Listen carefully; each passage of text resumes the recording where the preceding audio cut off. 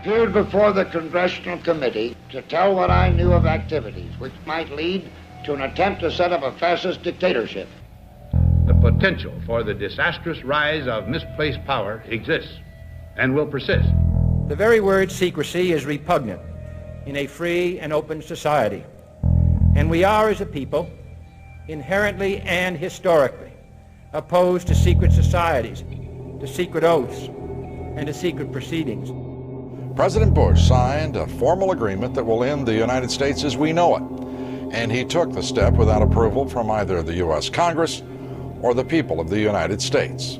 The secret organizations of the world power elite are no longer secret. It's known as the Bilderberg Group. Could their objective be world domination? I'm Jim Tucker. I've chased Bilderberg for 30 years. I'll never give up the chase. Bilderberg plan for the whole world is nothing less than world government. I'm not comfortable with that at all. Who elected these guys to run the planet? They are the elitists. They feel they should run the world for their own selfish interests. Now we can see a new world coming into view. A world in which there is the very real prospect of a new world order. Bilderberg is making great progress toward a world government, and only an educated, informed public can stop them in their tracks. David Rockefeller admits in his own memoirs that he wants to destroy the United States. Right. He's a traitor. It's good to be back at the Council on Foreign Relations. As Pete mentioned, I've been a member for a long time and was actually a director for some period of time. I never mentioned that when I was campaigning for re-election back home in Wyoming. Let us never tolerate outrageous conspiracy theories.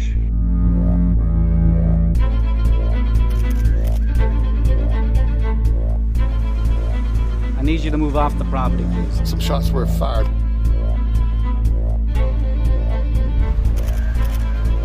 There's Bilderbergers right there.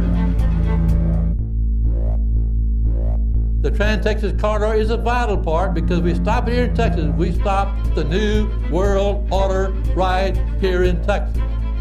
This thing started here. And to save this country, we kill this damn thing here.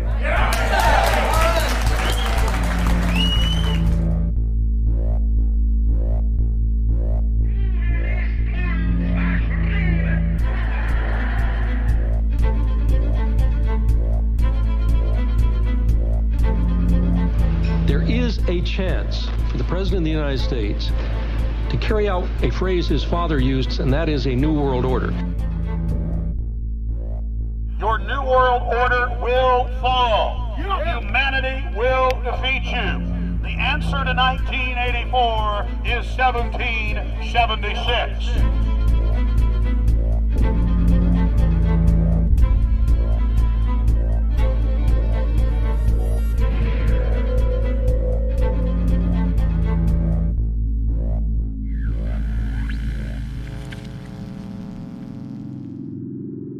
In the near future, Earth is dominated by a powerful world government.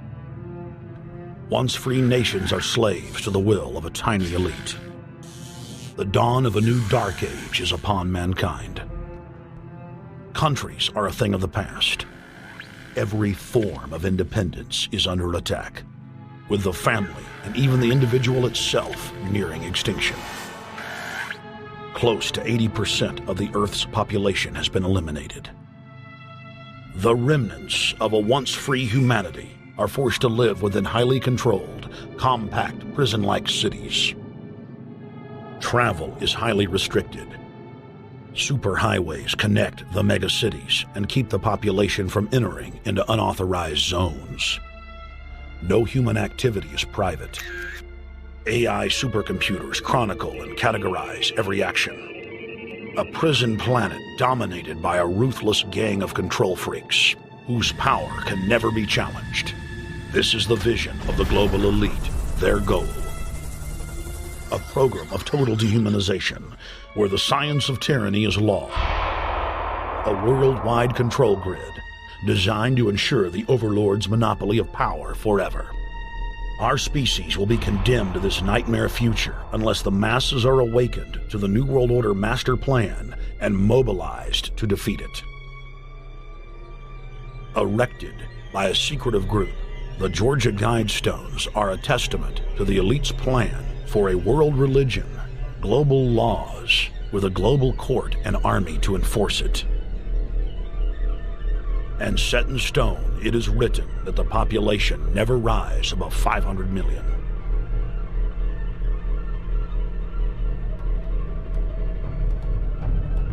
In this film, you will learn how our world is truly governed. You will see how highly secretive roundtable groups interlock to form a global intelligence network. This group has been steering planetary affairs for hundreds of years. Now, in the final stage, they prepare for open world government. A goal tyrants throughout history have lusted after. Dr. Michael Kaufman is a published ecologist specializing in ecosystem research, forest ecology, and ecosystem classification. Dr. Kaufman played a key role in blocking the ratification of the Convention on Biological Diversity in the U.S. Senate. The concept of a New World Order has been around for centuries. It's been receiving tremendous play over the last half of the 20th century.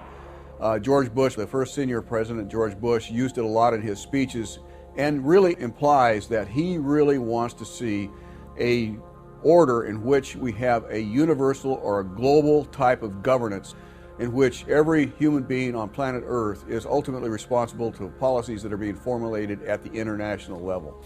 It is a big idea, a new world order.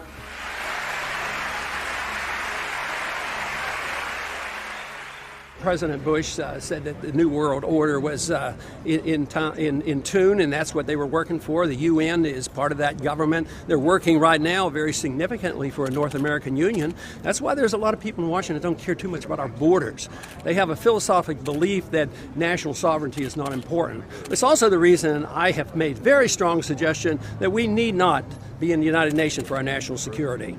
It's really always the same. You go back throughout all of history, the Roman Empire, the Soviet Union, Hitler during the Nazism was always saying that it's going to create the utopia for the average person, when in fact, history always shows that it does exactly the opposite. Conquest and empire is as old as civilization. Babylon, Egypt, and Greece. They all built empires in an attempt to rule the world. The Roman system at its peak dominated the known world. Complex governmental systems were developed to control diverse populations. During the period between the 15th and 19th century, new empires emerged and again waged war for supremacy. The nobility, as well as the thriving merchant class, were financed by a handful of private banks. Many of the great money houses would hedge their bets and finance both sides of a war. Sophisticated intelligence-gathering networks gave the financiers a clear edge over the governments they were slowly gaining control of. On the 18th of June, 1815, agents of the British arm of the Rothschild family looked on as Emperor Napoleon Bonaparte fought desperately to save his army from the jaws of a British-Prussian pincer attack. A Rothschild agent was able to get the news of Napoleon's defeat at the hands of Lord Wellington to Nathan Rothschild, a full 20 hours before the news reached London. Nathan, the head of the British arm of the Rothschild family, put out the rumor to the London Stock Exchange that Napoleon had won the war. Stocks plunged by 98%, and Rothschild was then able to buy up the entire British economy for pennies on the pound. When the news of Napoleon's defeat finally arrived, stocks soared. Britain was now the undisputed ruler of Europe, and Rothschild ruled England. The already dominant British Empire grew even more aggressive. Her troops and bureaucracy spread across the globe. the sun never set on Britannia's holdings. The banking cartel funded, in fact, since about 1800, they have funded both sides of almost every war. And of course, they're getting the interest off of the loans that they've given the various governments and the wars that they have actually helped stimulate and create. By 1900, Germany was a rising force and a leader of the Industrial Revolution. World War I, for instance, there was absolutely no reason to have World War I, except that it was an ideal opportunity for the banking cartel to make a pile of money by funding both sides of that particular war. On June 28, 1914, the heir to the Austrian-Hungarian throne, Archduke Franz Ferdinand, was assassinated while traveling in a motorcade.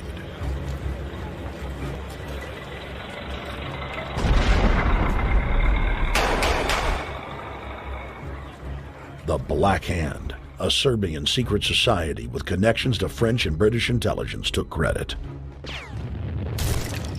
World War I had begun.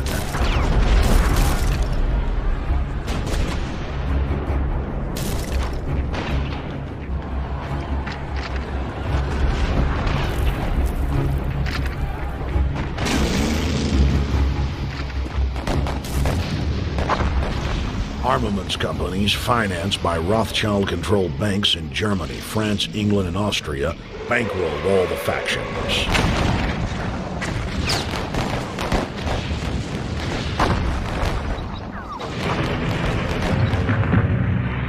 At least 20 million were killed in the war. It was a conflict so terrible the people vowed to never fight again. They dubbed it the war to end all wars.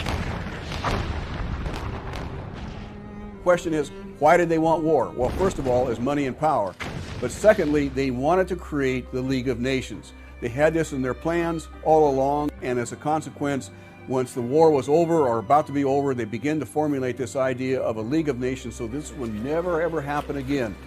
Hundreds of years of practice made the British experts at hiding their empire behind puppet governments and councils. In the name of stopping all future conflicts, they proposed that countries would join a League of Nations. Their true intention was for the League to serve as a framework for world government. President Woodrow Wilson, who had spearheaded the establishment of the private Federal Reserve System in the United States in 1913, strongly supported the establishment of the League of Nations. Woodrow Wilson was a very naive president. He was basically a college professor that was grafted into this whole system. The League convened in Paris in 1919, but many nations recognized it as a threat to their sovereignty and refused to join. Frustrated by the U.S. Congress blocking the League of Nations, British intelligence, with the help of the Rockefeller family, set up the Council on Foreign Relations in New York City in 1921. The Council recruited the best and brightest of American life to support the growth of the Anglo-American Empire. The CFR's stated mission is to abolish all nation-states in favor of an all-powerful world government administered by a tiny elite. By 1930, the promoters of world government had split into two interlocking camps: the Fabian socialists centered in London, and the fascists based in Italy and Germany. National Socialism will use its own revolution for establishing a new world order. Adolf Hitler. Supporters of the fascists in the United States and England believed that the military should be used to quickly transform the world into a new world order, while the more sophisticated practitioners of globalism stated that incrementalism was the sure path to world domination. Congressional Medal of Honor winner Major General Smedley Butler went public in 1934 exposing an attempt by the robber barons to launch a military overthrow of the United States. The war hero testified to the McCormick-Dickstein Committee in Congress that some of the most powerful men in America had tried to recruit him to lead a military coup so they could set up National Socialism in the United States.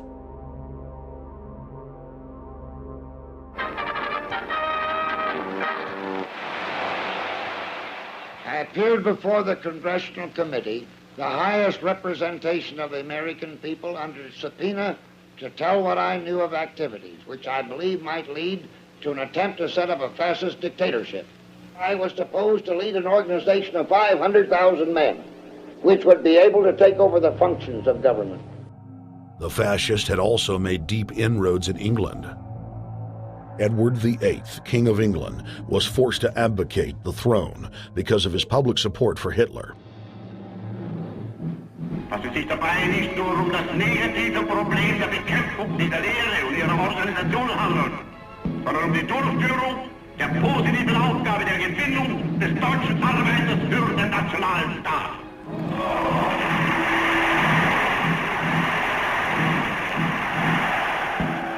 Though the German-led fascist camp was strong, the Fabian Socialist bloc was able to maintain control of the U.S., Russia, and England.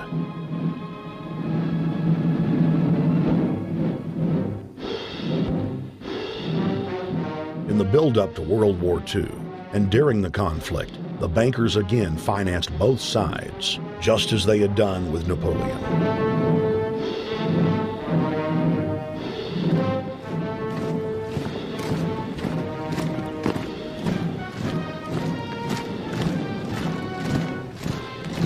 With the rise and fall of the Third Reich, Europe lay in ruins.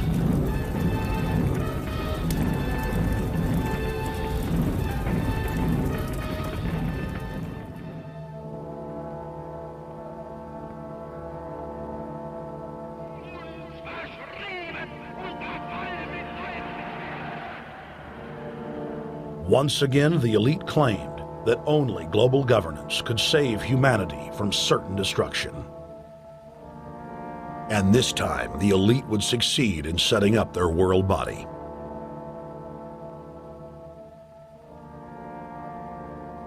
In April of 1945, at the Presidio Naval Base in San Francisco, the United Nations was founded by the victors of World War II. The United Nations complex was then built in New York City on land donated by John D. Rockefeller. Shortly after the elite established the United Nations as their base in the United States, the newly formed World Council quickly began work on the next phase in their plan, the incremental formation of continental superstates. The first step in their trilateral plan was the creation of the European Union. Unifying Europe had been tried many times and was extremely unpopular. Where Napoleon and Hitler had failed to accomplish their goals using force, the globalists would succeed using stealth. The British spearheaded the formation of the Council of Europe on May 5, 1949. The Treaty of London claimed to only establish trade ties between European nations, like NAFTA or GATT in North America. Its true intention was the formation of a European superstate.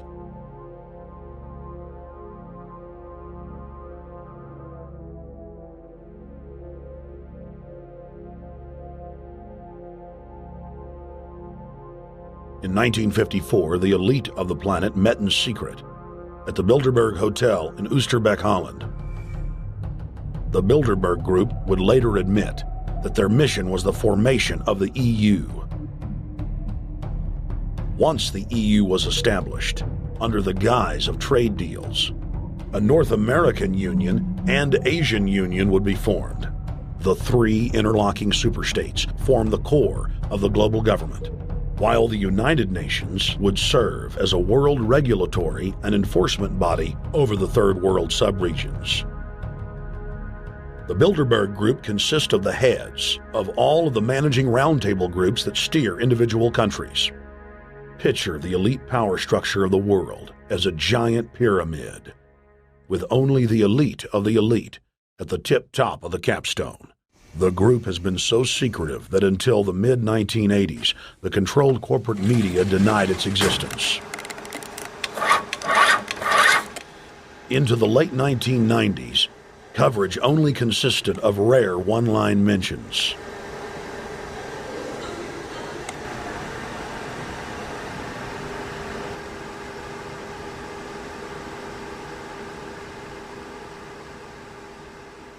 With the rise of the alternative media, their stranglehold on information has begun to slip. On the outskirts of the national capital today, black limousines with darkened windows converged on a hotel where private security guards imposed ironclad control. The limos carried royalty, political power brokers, and industrial titans to a secret meeting that will last all weekend.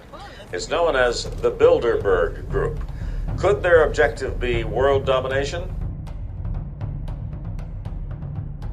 Every 4 years, Bilderberg meets in North America, and in June of 2006, we decided to travel to Ottawa, the capital of Canada. The site of Bilderberg.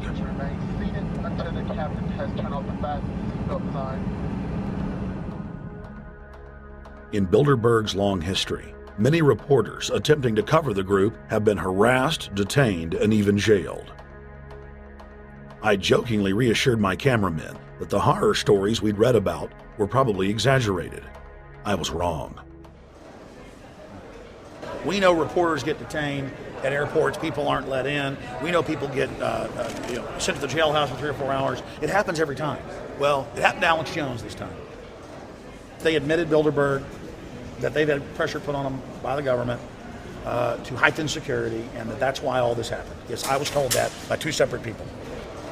They scoured our records for hours yesterday and hours today, trying to find something on us, and of course there was nothing.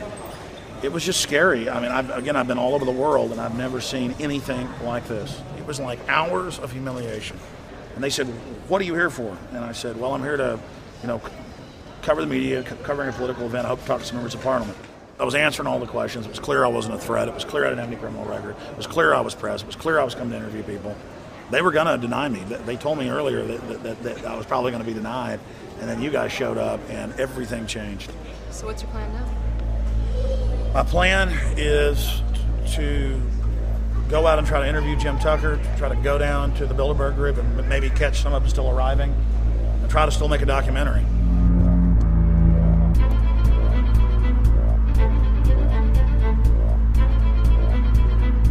So instead of being here at 8 a.m. in the morning when the Bilderberg Group attendees, the 100 elite of the planet, start showing up, we're going to be getting here about 3:30 or so, and we'll see if we can catch any of the elites coming in.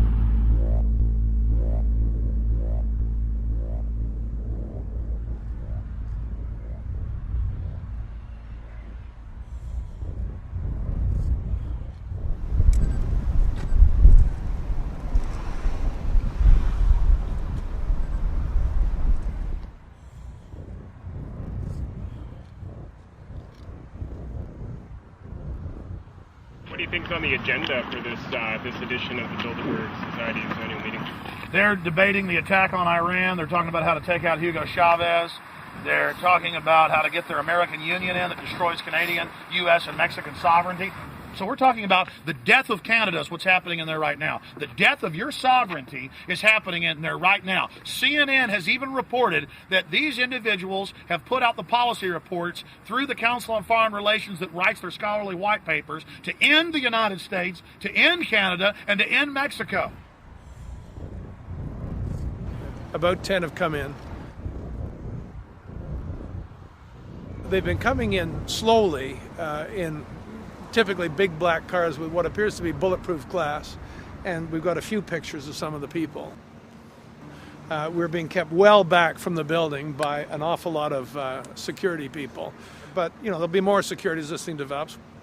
Again, just a reminder to stay off the property, okay? I am. This is the line. We checked with the city. Thank you. Yeah. Okay. First Boston. The ex-president of Ireland? Maybe? Okay. Danny will know. I came here from upstate New York. I booked a room way in advance. When I checked in at 10 o'clock at night, they told me I had to be out at 8:30 in the morning. And so, of course, I complied to what they wanted. I wasn't happy about it because I had been tired. I drove quite a long way. Then I went down to have something to eat, and I just saw a bunch of security here, and I was wondering what was going on, and I asked questions. And they said they were having a wedding or they were having some sort of reception. So I decided to ask a couple more questions because I thought it was kind of weird. And then I saw them from my hotel window. They were in the back with flashlights looking at the trees, looking up through the trees, and they were also in front of the hotel combing. It looked like combing the hotel. So I kind of was wondering what was going on, and I left. I got up this morning, I checked out, and then the fellow that I spoke with, the last fellow I spoke with, said, well, you'll know all about it in the newspaper. Well, I didn't have to wait because there was a group of people out here telling me everything that was going on. They're not fooling anybody any longer when you've got this many cops, and detaining Alex Jones at the border.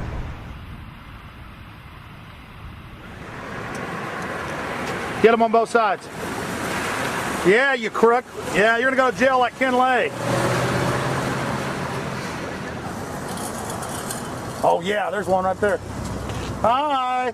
Hey, we're not your property. We're not your slaves. We're gonna defeat the New World Order. The New World Order is gonna be defeated. You realize that? I'm glad you do. Always does throughout history.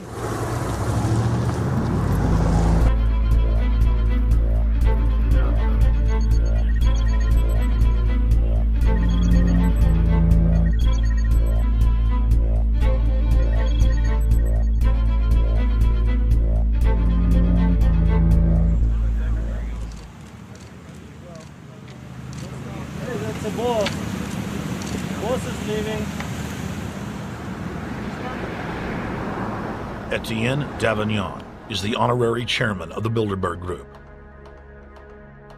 as well as the head of its steering committee. The committee he heads selects and invites each year's attendees. In the last decade, the list of attendees has been leaked to reporters by moles on the inside. Veteran newspaper reporter Jim Tucker has been covering the Bilderberg meetings for over 30 years and has physically attended more than 20.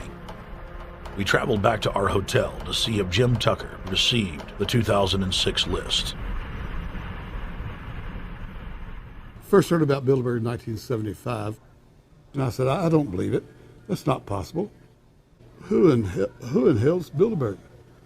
I spent 20 happy years with metropolitan newspapers. All the wires are clicking at my ear. That could not happen without me knowing about it. And the thing that first impressed me most was columns in 1957 by the late, great Westbrook Pegler, widely syndicated columnist. He wrote 2 lengthy columns about how approximately 100 leaders of international finance, heads of state, high public officials were meeting behind armed guards and closed doors on Jekyll Island, sealed off. What are these powerful internationalists doing? And why is it so secret? Why do they have armed guards outside? Why is it sealed off? The newspapers totally ignore it. Not a word. Total blackout in the United States. Since then, I've never stopped pursuing Bilderberg, or the whole international gangster organization led by Rockefellers and Rothschilds, as they manipulate the world for their own selfish interest.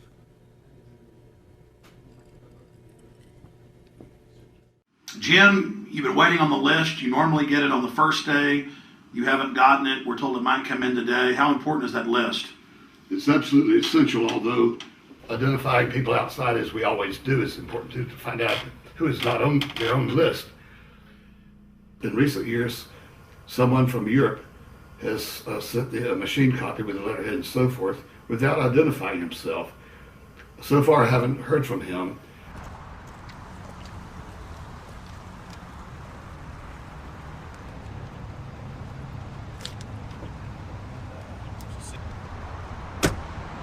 Well, Bilderberg assumed that name in 1954 at their first meeting as Bilderberg at the Bilderberg Hotel. It's a little bit like Shakespeare's As You Like It. They say to Shakespeare, what do you want to call this book? And he says, As You Like It, meaning whatever you want to call it. And they thought it was dictation, so one of his plays is called As You Like It, and the title has nothing to do with the play. So that's how the Bilderberg came by their name. Now, they had been meeting for half a century. The moneyed class had been meeting But they decide they have to meet systematically every year, well planned in advance, in addition to maybe other smaller meetings throughout the year. Sure this is the right turn, Jim? No. Let's see if you can start.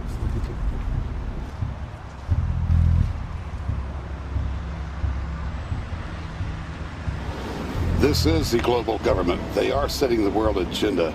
Inside right now, they're deciding on whether or not there will be a war with Iran. They're deciding whether or not taxes will increase, whether oil prices will be suppressed or increased. There's much more on the agenda that we'll be finding out in the fullness of time. But those are three items that are heavy on their list this year.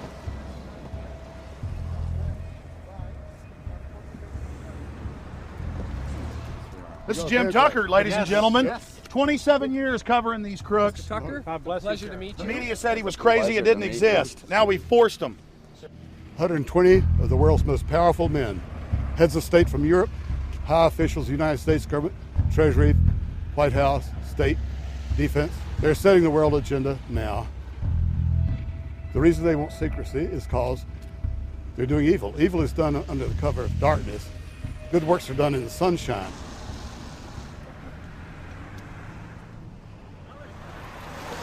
Hi, how you doing? Good. Get off the property, please. Jim had some questions for you. I need you to move off the property, please. Okay. Private property. Sure. It's a public sidewalk. Oh, yeah, we are cooperating. Thank you. Right onto the sidewalk. Yeah, there's no implication that we aren't cooperating. Right onto the sidewalk and stay there, please. Sure, yeah, thank you. Great. Jim has some questions for you. Again, I need you to stay right on the sidewalk. Yeah. Thank you very much. We actually checked with the city. The property line's actually right here. Also, that's good. Property line's actually right here.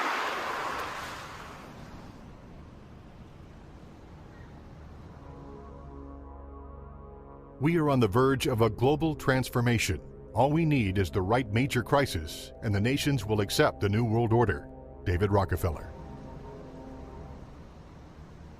We saw David Rockefeller and the Crown Black at the beyond the hotel, and they had no bodyguards. One of my friends shouted, "Hey, Rockefeller!" and he turned back and he was afraid.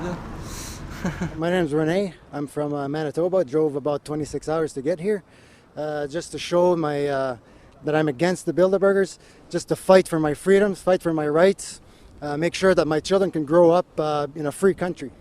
My name is Daniel Estrelin, and I've been doing this for the last 15 years. I'm from Canada. I'm very proud of my country because, as you can see, there are a lot of people covering the Bilderberg conference. Last year, it took me 14 and a half hours to get to Munich. I was pulled off the plane in Milan. I was pulled off the plane in Munich. They interrogated me 4 hours in both places. I was able to call a friend, a journalist in Rome, as a result of his presence and others. Calling the foreign ministry department in Italy, they backed off and they let me go. They basically told me that they'll keeping an eye on me 24 hours of the day. The little hotel where we were staying at, Jim and I, out of the 20 rooms, 6 were occupied, 3 by the CIA and 3 by the German Secret Service. That's how serious these people are, and that's how afraid they are of actually what we may be able to reveal and what we actually do reveal publicly about the Bilderberger intents. Daniel Estrelin has covered the Bilderberg meetings in Europe and North America for more than 15 years. His book, Club Bilderberg, has been translated into more than 20 languages and is a global bestseller. Estrelin has photographed many past Bilderberg meetings. Rockefeller frontman Henry Kissinger is always a key participant. Here you see the president of the CFR, Richard N. Haas, followed by Vice Chairman of Rothschild Europe, Franco Barnaby, who is speaking with Henry Kravitz. And behind them is Richard Holbrooke, former U.S. Ambassador to the United Nations. The head of Daimler Chrysler, Jürgen Erich Schrimp, arrives by helicopter. Here, the owner of the Washington Post, Donald Graham, escorts Indra Nooyi, the head of PepsiCo. Queen Beatrix of the Netherlands, whose father, Prince Bernhard, founded Bilderberg, is a leading figure in the group. Of course, globalist kingpin David Rockefeller, seen here with his bodyguard, James Ford, always attends. The then newly appointed World Bank chief Paul Wolfowitz is photographed at Bilderberg 2005.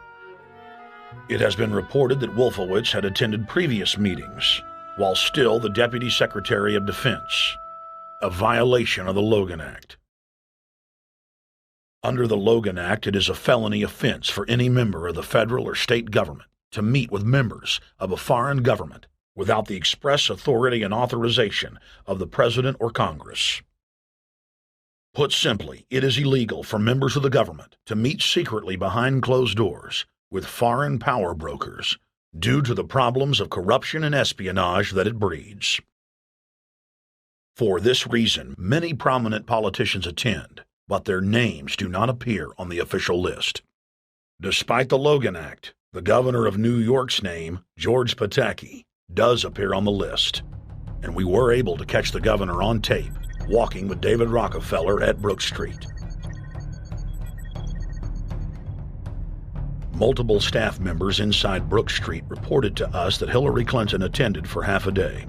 Several armored limos with diplomatic plates did arrive with police escorts and offloaded their passengers in the underground parking garage out of the sight of the press. Former World Bank President James Wolfensohn sardonically stared at our cameras. They're upset about the fact that they're being exposed. Well, I'm sure they are. I mean, look at the tinted windows. They don't want to be seen. They don't want even anybody to know they're here. So I'm sure they're ticked, and that's why we're here to try to expose them. Do you think that they were angry that they were on the front page of the local paper today? You think they're in there reading it right now, Jim? Yes, but I don't think they're happy about it. They prefer nothing at all, no publicity. They prefer absolute secrecy. Yeah, you better look away. We're not your slaves. You don't own me.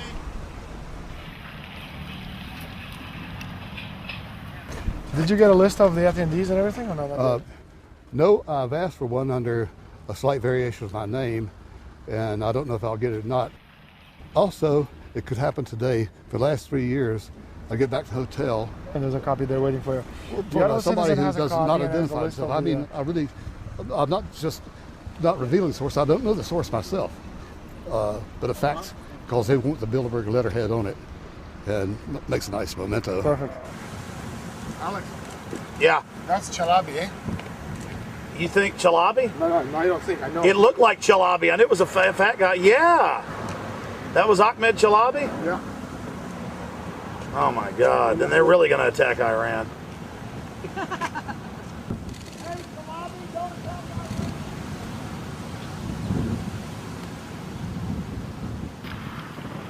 I've seen this guy around a lot. This guy is too, but our president. It's Scandinavian. Adrian Woolwich. That's Maria Monti. Over the last couple of years, they've been reeling with the amount of leakage that they've been experiencing, so it's getting harder and harder. But again, it will never get too hard for us because of the sources that we have inside are top-notch sources. People who are actually working for them, the Secret Service, the second layer, people in the Bilderbergers, the clerks, the administrative office, they're there. They are our eyes and ears, and every time there's something out, we always get the information. That's Francisco Pinto Balsamao. I think that's the Queen. It's the Queen. Oh my God, yes, her hair. You see her? Yes. Oh my God. Queen of Holland. What usually happens, the Secret Service guys who are protecting the Bilderberg delegates, the staff, the cooks, the chefs, when they actually get to see and to hear what some of these nasty people are talking about, they're the first ones to look for us and the first ones to make sure that we get the information from the meeting. We're very rigorous with information that does come out. We double, triple, and quadruple confirm the sources, make sure that all the information checks out. A lot of the stuff, the Bilderbergers have planted information, make sure that this disinformation nullifies the accuracy of the reporting, which is why we never publish the first thing we hear.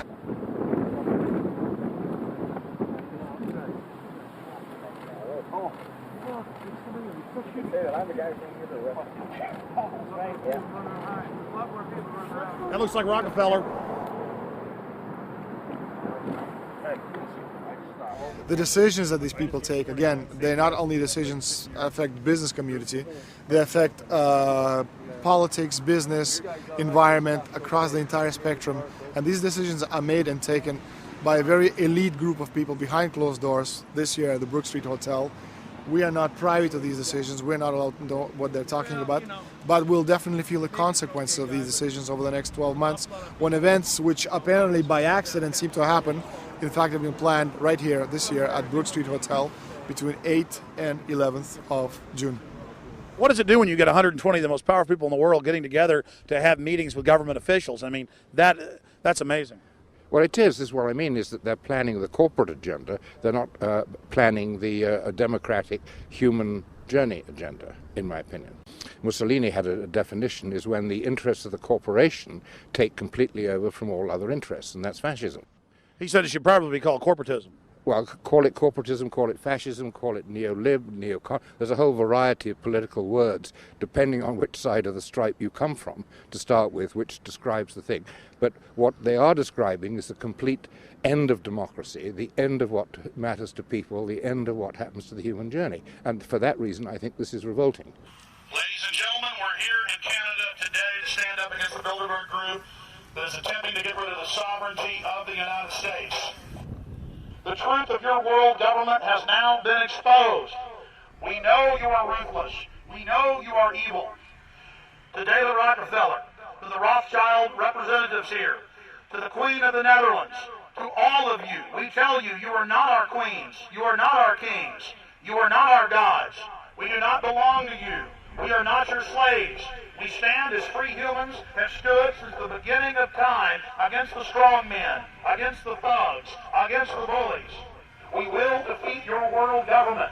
We will defeat world taxation. We will defeat your control grid. God is on our side.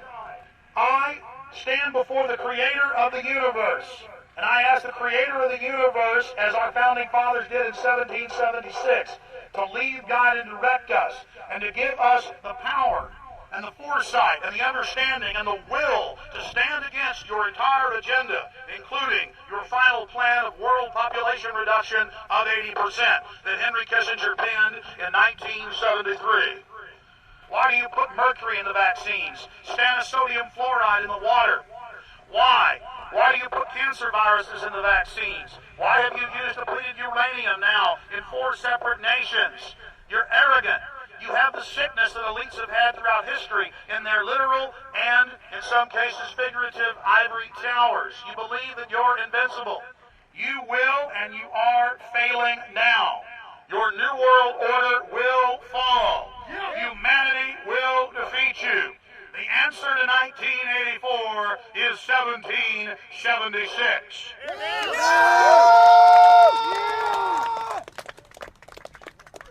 Bilderberg is an elite organization, and the way it works, the protocol of the meetings is the staff, after they're vetted out, they're told exactly how they're supposed to behave themselves, meaning that they can never address the attendees, they can never speak to them unless they're spoken to first, they can never look them in the eye. They have to approach them from the right side, the people who are right-handed, and from the left side, the people who are left-handed. They can never look them straight on. And needless to say, all the information that is being spoken during the conferences is under no circumstances allowed to come out. That's what they're told. They're threatened with not being able to find another job anywhere in the sector if they reveal any information to the press.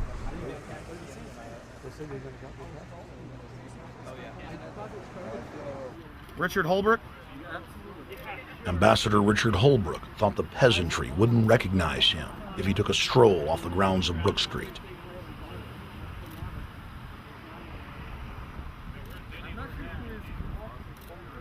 Holbrooke cackled when I told him that we were not his slaves. Holbrooke, we're not your slaves, Holbrooke. We're not your slaves.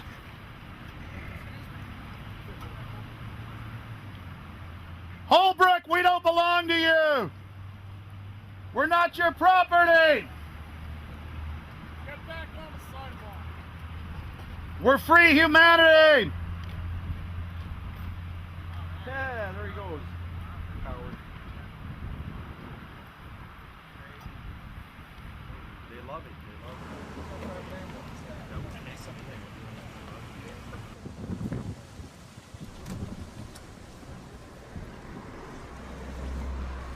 Okay, we're going to be going around the back here, guys. Hey guys, how you doing?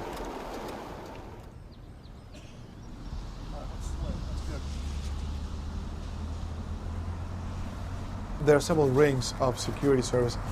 The American delegation at every Bilderberg meeting is usually protected by the CIA and a special division of the US Army.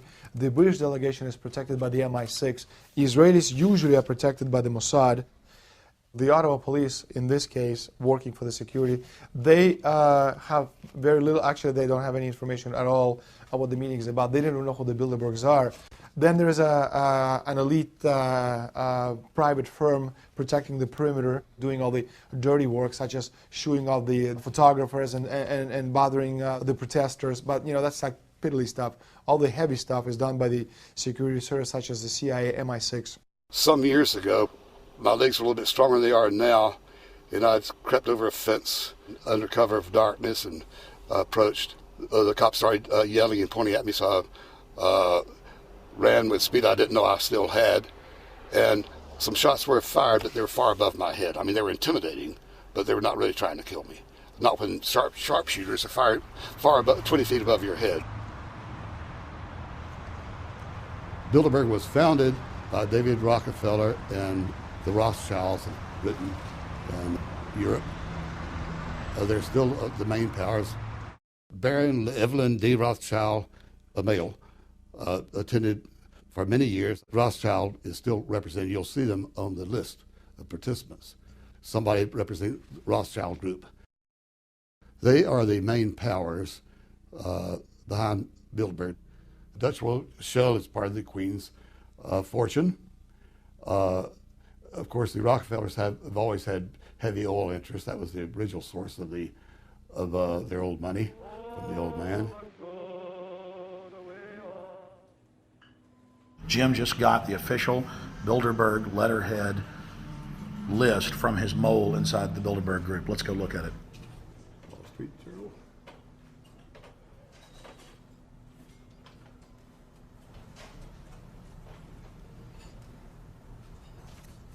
So, Jim, you got the list. Yeah.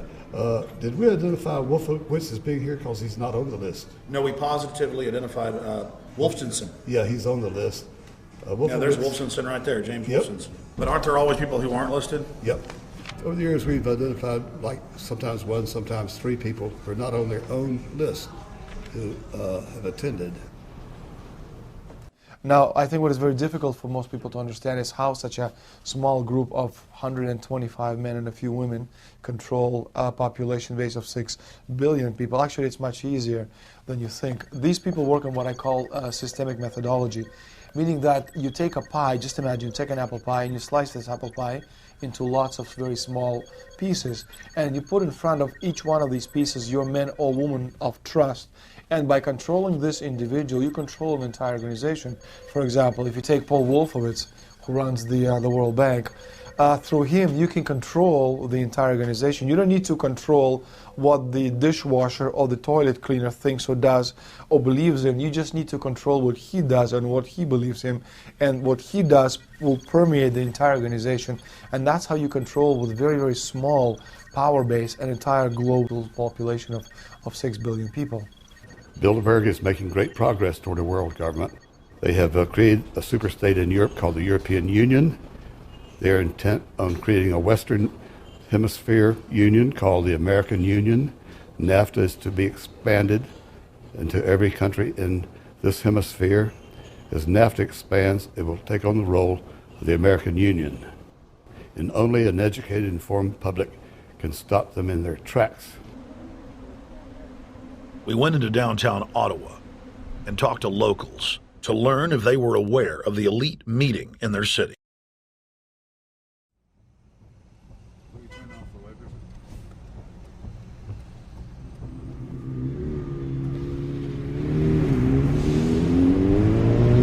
Hey guys, attention just for a second.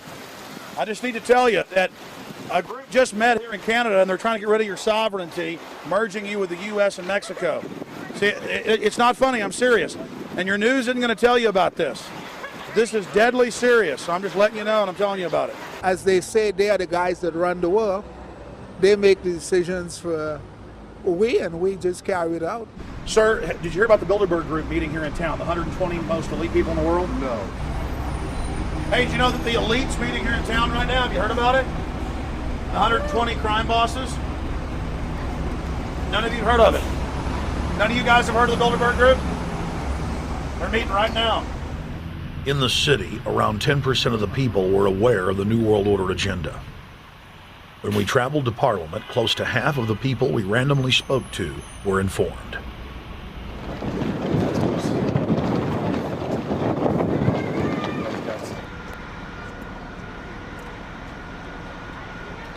Ma'am, what did you say about the American Union? It's going to end up happening. We don't want it, but it's going to happen. Why do you think? Because the Bilderberg Group runs the world. You have the Trilateral Commission that's also part of the Bilderberg, which is the United States, Europe, and Asia. But most of this is public knowledge. Nobody wants to believe that there are conspiracies, that world leaders are already elected before they're voted on. So here we know that Bernard Lord is part of the outer circle. I was surprised to read that Harper addressed the group in 2003 because my understanding was nobody gets into politics without becoming part of the Bilderberg Group. And then you find out afterwards that that is the case, that they have... Well, Bill Clinton went there in 91, George Bush Sr. back in like 85. And Blair, same thing. Who we think that we're electing as leaders have already been pre-picked for us. Whether it's liberal or a conservative, they're already part of the group. They own all the horses in the race. They own the horses, and I understand that, for example, in the United States, it's a one-party system with two factions, though you think it's two different parties. Oh, it is, yeah. So it's like Bill Clinton constantly vacations with the Bushes, and they call him their son, and they actually staged all that in 92, and all that's come out. It's just all staged. They're not going to let trillions of dollars slip through their hands. The good news is people are waking up, though. When you read human history, when you study it, all you see is elites trying to dominate, subterfuge, Machiavellian backstabbing, and somehow in the last 50 years they convinced Westerners that the government's fine, can do no wrong, trust them. How did this happen? It's easy to lead sheep. I mean, people just follow. They don't want to believe these things will happen. No way. We'll just follow along with the norm. That's all. It's just makes it easier for everyone. What's your view on losing Canada's sovereignty? I like this country to stay as it is, and I love the United States to be there. Back in Austin, the capital of Texas, the public was frighteningly unaware of the nation's peril.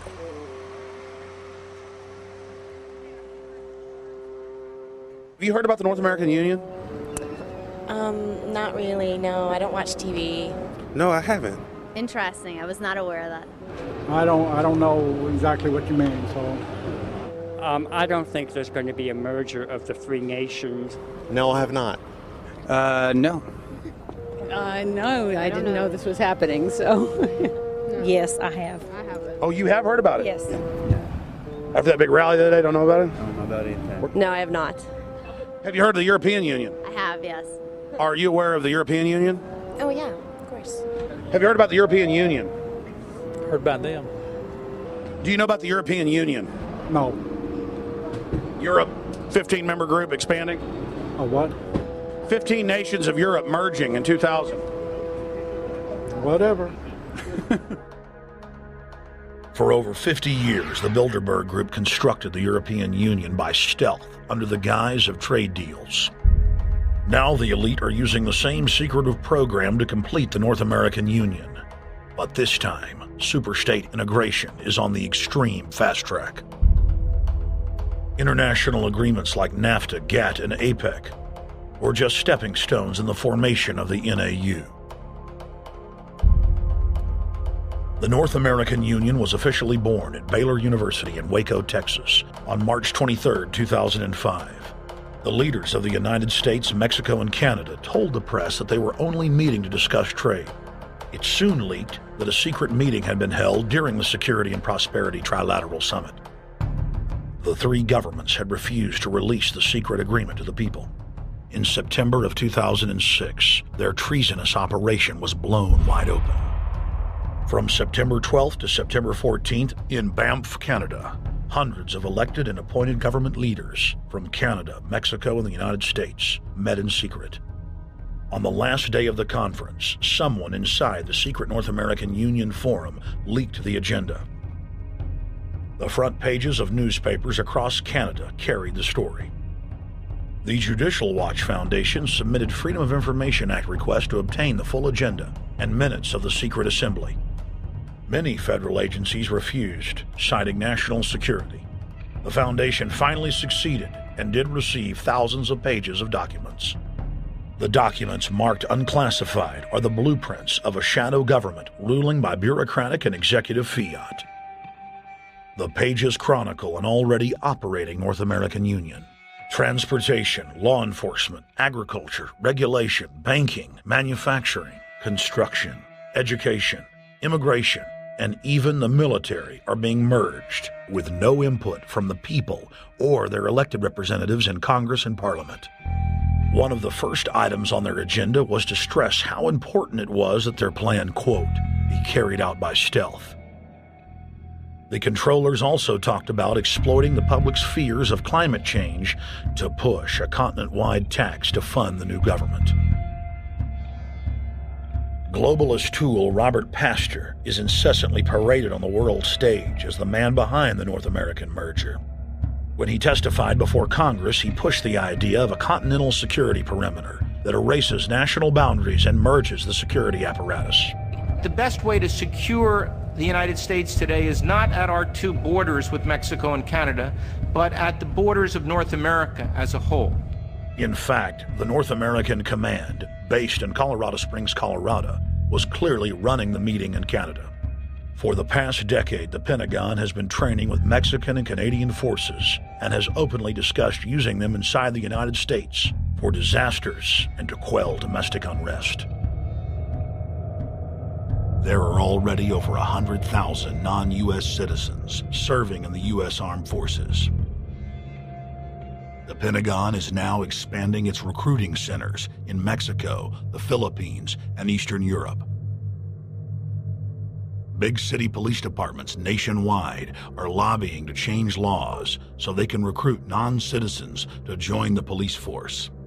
What we are witnessing is a Red Dawn scenario in slow motion. Tyrants throughout history have brought in foreigners to oppress their domestic populations.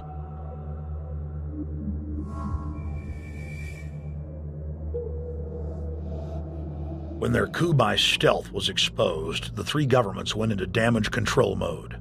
The Security and Prosperity Partnership quickly staged a show summit that was held in Ottawa, Canada in February of 2007. It is the only way that we can achieve security and prosperity for our people is through this cooperation. We actually occupy one physical space, the North America. We've also had a chance as foreign ministers to talk about how we cooperate in the region and indeed in the world. Protesters who were upset about losing their countries and freedoms were not tolerated. A couple of weeks ago, Al-Qaeda supposed. Whatsoever, the Security and Prosperity Partnership has been signed without any sort of parliamentary debate. Globalist publications have been open with their frustration that the population has not bought their latest PR stunt. As integration inside the European and American unions accelerates, the superstates themselves are being merged. On April 30th, 2007, a summit was held at the White House. The Security and Prosperity Partnership's secretive approach had alarmed the public. So this time, President Bush, German Chancellor Merkel, and EU Commission President Barroso hid their treachery in plain sight. Thank the Chancellor and Josie very much for the transatlantic economic integration plan. And for that too, we need to develop a common market, common standards. So this is indeed a very important agreement. an agreement that also brings with it a transatlantic economic council to be a permanent body with senior people on both sides of the Atlantic that will look at all those issues in a concrete manner, in which way we can make it move forward. The BBC reported that the US and EU had agreed on a single market.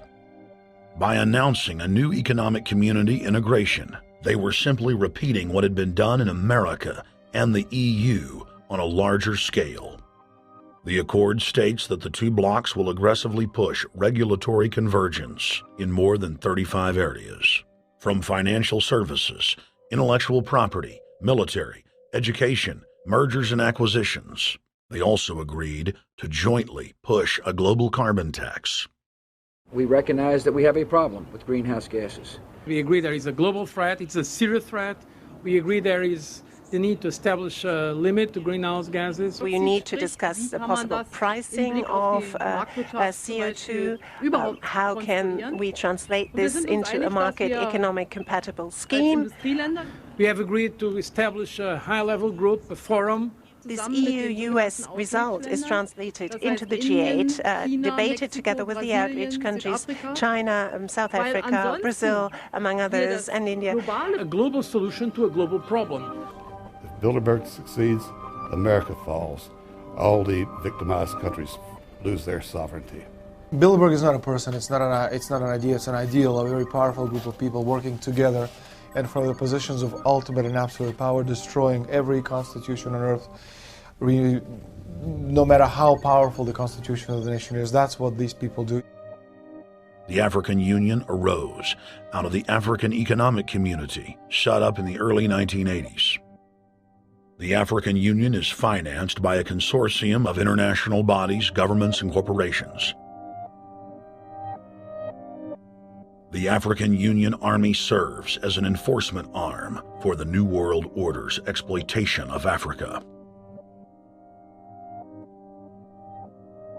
In Asia, APEC and ASEAN have announced plans to form the Asian Union,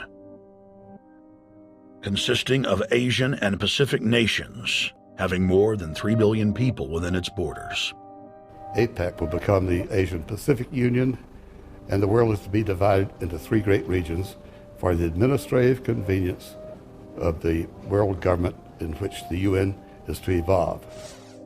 As the unions form individually, they are simultaneously merged to form the first planetary government. They're trying to destroy every nation on earth which is trying to promote progress, because these people basically they are landowners. They don't need progress because they control the land. If you take the most powerful man in London, the people who belong to the Council and the Committee of 300, who belong to the Bilderbergers, the British royalty, the Guelphs, the black nobility of Venice and Genoa, these people they're landowners.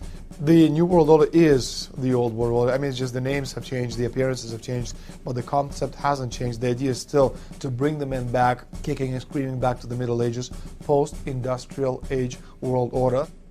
One of the things that is very shocking to most Americans is the fact that the United Nations Global Biodiversity Assessment, which came out in 1995, clearly shows that in order to protect planet Earth, we have to go back to a feudal system. They actually said that in the document.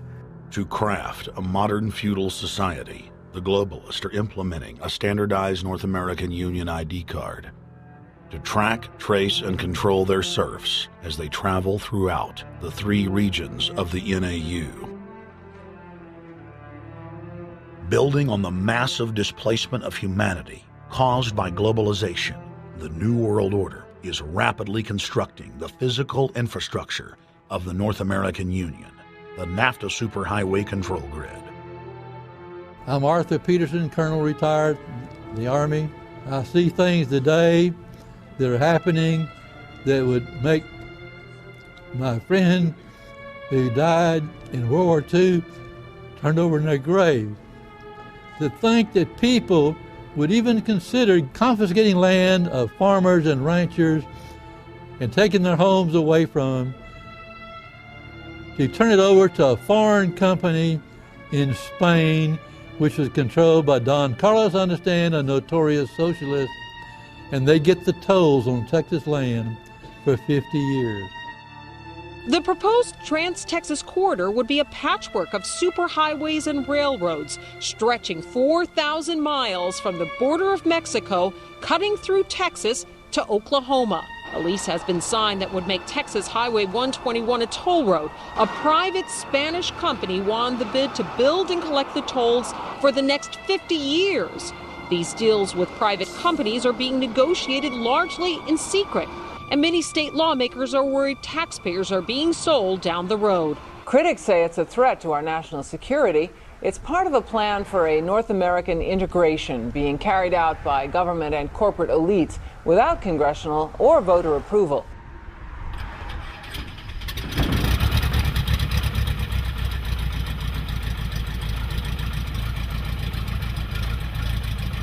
We took to the air over central Texas to get a bird's eye view of the Trans-Texas Corridor, which is under construction and will form the heart of the Trans-NAFTA Superhighway system.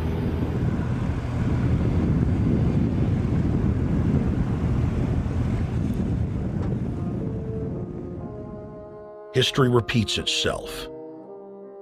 2,000 years ago, all roads led to Rome. Rome constructed and maintained more than 10,000 miles of roads throughout its empire. The roads were used to project Roman military power, to control commerce, and to bind the nations and peoples they ruled. Rome also demanded tribute. Roman subjects from Albion to Judea were forced to pay a tax to use the roads. The Romans would then use the tax to dominate their subjects. Today's superhighways are a powerful tool in the globalist arsenal. They are instrumental in tearing down national borders and merging nation-states into larger confederations. Foreign governments and corporations are predatorily seizing infrastructure across North America, but nowhere has their attack been greater than in Texas. Texas is the front line. Over 8,000 miles of existing roads and land are being handed over to government-backed foreign companies.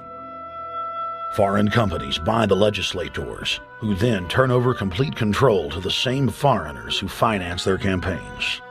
Government power is then illegally transferred to unelected quasi-governmental regional boards that circumvent local governments and the will of the people. The next stage of this world government plan is to have a transportation control, and that is called the NAFTA Superhighway, or in Texas called the Trans-Texas Corridor. It confiscates 584,000 acres of land to be transferred into control of a Spanish company which will collect tolls in Texas for the next 50 years, and there's no limit in the amount of tolls that can be collected. More than 80 federal and state highways have been designated as international arteries. The I-35 NAFTA corridor starts deep inside Mexico and travels through the middle of the United States and ends in central Canada. Container ships from Asia dump their cargo on the Pacific side of Mexico. It then travels duty-free by rail to the new Kansas City inland port, now considered sovereign soil of Mexico, in the heart of the United States.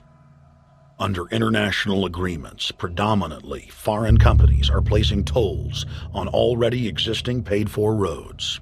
Federal, state, and corporate documents show that they will then use the revenue raised to build up the transportation infrastructure of Mexico, not the United States or Canada, so foreign-made products can pour in even faster from Mexico. Revenues raised will also be used to fund the fledgling North American Union and its growing bureaucracy. Bottom line, they're using our own money to enslave us. First of all, they're proposing a North American tribunal, which would be similar to what we have in Chapter 11 of the NAFTA agreement, which is trumped by international law. The U.S. Supreme Court and our Constitution could potentially be rendered invalid, and what we would have is new North American business law that would trump what we have here in the United States. What is also interesting to note that the NAFTA headquarters is in Mexico and controls the United States trade and rules against the United States Congress, and no one seems to challenge it. it's very probable and probably inevitable that our right to bear arms would be challenged in a North American court. So this is just an example of what's happening and what's being proposed. We want to keep our trial by jury system. We want to keep our right to keep and bear arms. We want a system where we have a Supreme Court and not have a tribunal that will be superior to the Supreme Court. In 2005, Centra, a Spanish-owned company, signed a secret agreement with the Texas Department of Transportation to erect toll roads on existing roads and to toll new roads that were completely paid for by tax dollars. There are people, believe it or not, in Texas who don't know what the Trans-Texas Corridor is. TTC 69, which they'll have the environmental hearing starting this spring on, runs through my part of the state. And there are people over there who have no idea what's fixing to come in their backyard. TxDOT, an unelected state agency, claimed that the agreement with the foreign company was even secret from the Texas legislature. When the truth came out, newspapers across the state called for heads to roll politically. Centra's response was to have its Australian subsidiary make its first U.S. newspaper buy. Every newspaper they bought was along branches of the Trans-Texas Corridor and had been critical of the toll road plan. The cost of 40 or 50 newspapers is nothing compared to the profits that'll be made. Just Phase 1 alone of the state toll road plan is estimated to raise more than $200 billion in just the first 15 years. And Texas is only a small part of the global panorama. A combine of transnational companies is aggressively consolidating public finance infrastructure worldwide, and the same interests are erecting a world government according to their rules. A literal wonderland of corporate corruption, where governments simply act as vacuum cleaners, sucking up the wealth and resources of the middle class and transferring it to offshore bank accounts, leaving behind a cultural and economic wasteland of easily managed slaves. The whole purpose about the North American Free Trade Agreement is not about trade, it's about control. Control of people. CAFTA is even worse. Control of people. It's not about trade, it's subsidized trade with taxpayers' funds. This thing started here. And to save this country, we kill this damn thing here. To stop it here in Texas, we stop the new world order right here in Texas. Polls consistently show that over 90% of the people are against the NAFTA highway systems and its toll roads. As the people learned of the threat, they got angry and took action. Our ranch is part of the original Spanish land grant, and I would love to not have to give it back to Spain.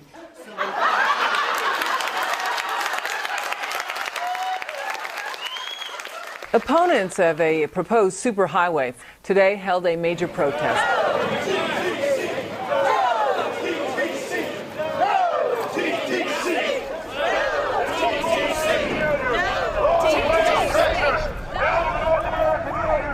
A majority of Texas counties have voted to resist the plan for a North American Union and have vowed to block the construction of its infrastructure.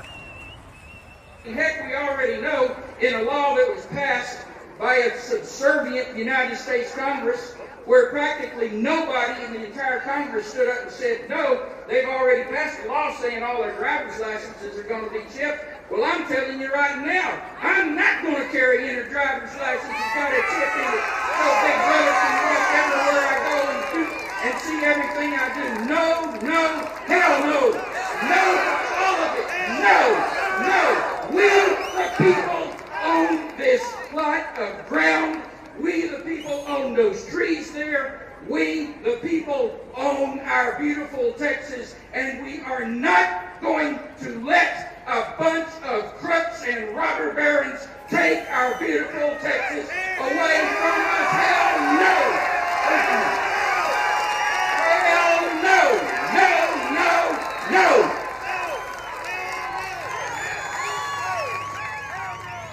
RFID tracker chips embedded in state inspection stickers and toll tags are already being used to track the population.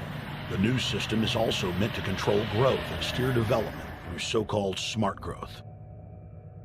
smart growth, which is nothing more than an effort to bring control into the cities. You have the rewilding of America and the Wildlands Project, the Convention on Biological Diversity, which is to control our rural population. Toll roads on interstate highways nationwide are walling off exit ramps to small towns and rural communities, and are creating ghost towns by design. This trend is accelerating under the NAFTA highway system and is meant to rewild more than half the country.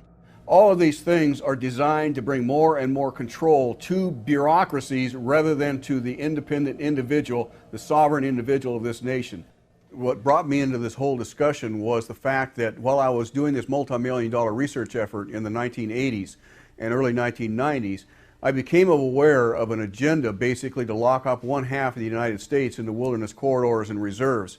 What's called the Wildlands Project, but it was also a key cornerstone of the United Nations Convention on Biological Diversity. It was during that study in which I began to realize that this was not an effort to protect the environment, but an effort to control you and I. They were dividing the United States up into little compartments in which they would rip out roads, which they would rip out whole communities and put them back in the wilderness. The federal highway system was designed by Pentagon war planners in the 1950s to serve as a rapid deployment conduit to move ground forces for the defense of the United States during invasion. The unconstitutional Northern Command is now using the highway system as a force projection matrix to dominate populations across the United States. Through federally funded emergency command centers, county and city governments are being quietly federalized nationwide. Billions of dollars per city is being spent to install millions of surveillance cameras. Every town and hamlet, no matter how small or remote, is surveilled. License plate reading software tracks Americans' movements wherever they go. New systems are being deployed that scan your face, read your lips, and analyze your walk. Under the treasonous Military Commissions Act, American citizens can be secretly arrested, stripped of citizenship, flown to offshore torture camps, and secretly executed. Under Section 802 of the Patriot Act, all misdemeanors are considered terrorism. Federal police squads, called Viper teams, randomly force Americans to line up and show their papers. From the sidewalks of Miami to the subways of New York to the streets of Houston, Texas, citizens are being searched by heavily armed gangs of paramilitary police.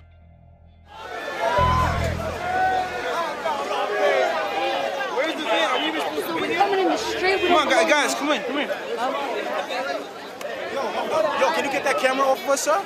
Sir, can you get that United States First Amendment? All right, but you can get that camera. I'm saying get the camera out of my face. That's what I'm saying. You're on the streets of New York. So what does that mean? I'm saying get that camera out of my face. That's what I'm saying. It's a free country. Fuck wrong with It's a free country.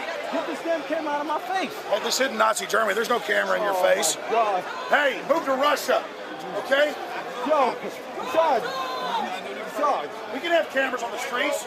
I said get it out of my face. Your guy starts cussing at us out of the blue. I said get it out of my face. That's what I'm saying. It was never in your face.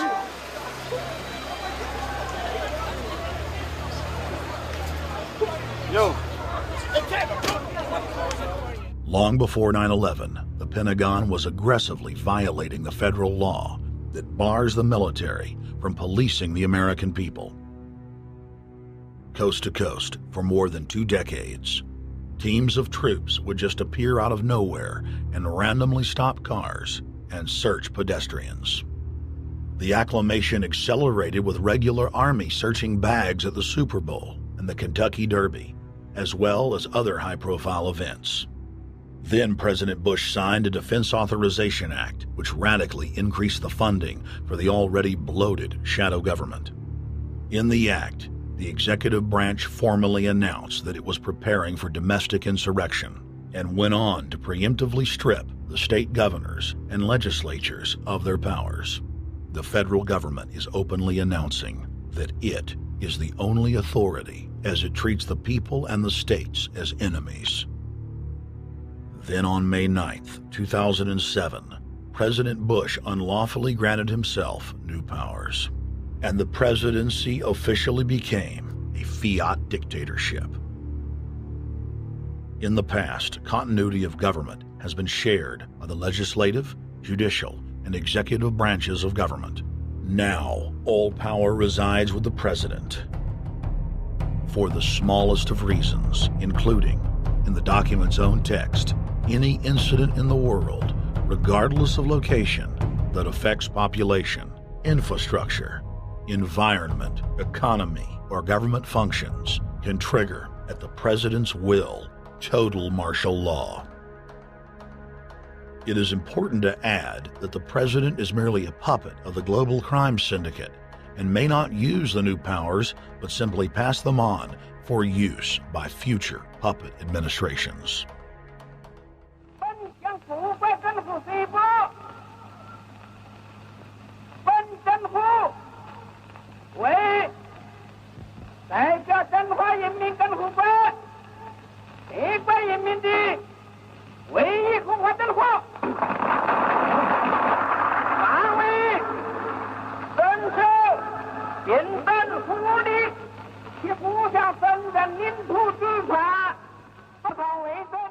Приобретена эта победа.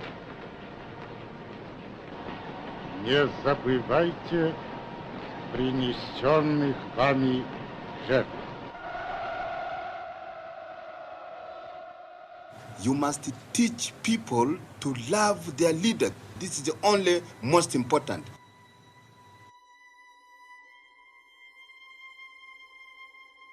Why don't we learn from the mistakes of our ancestors? Why does humankind find itself bound in a cycle of bloodshed and enslavement? Predatory elites have always rationalized their oppression by claiming that they are superior and have the divine right to rule, when all they really are is a gaggle of ruthless psychopaths, parasitically feeding on the host population until their cancerous movement causes the collapse of the host. There have been thousands of tyrannical governments in history, and less than 10 that can truly be called free.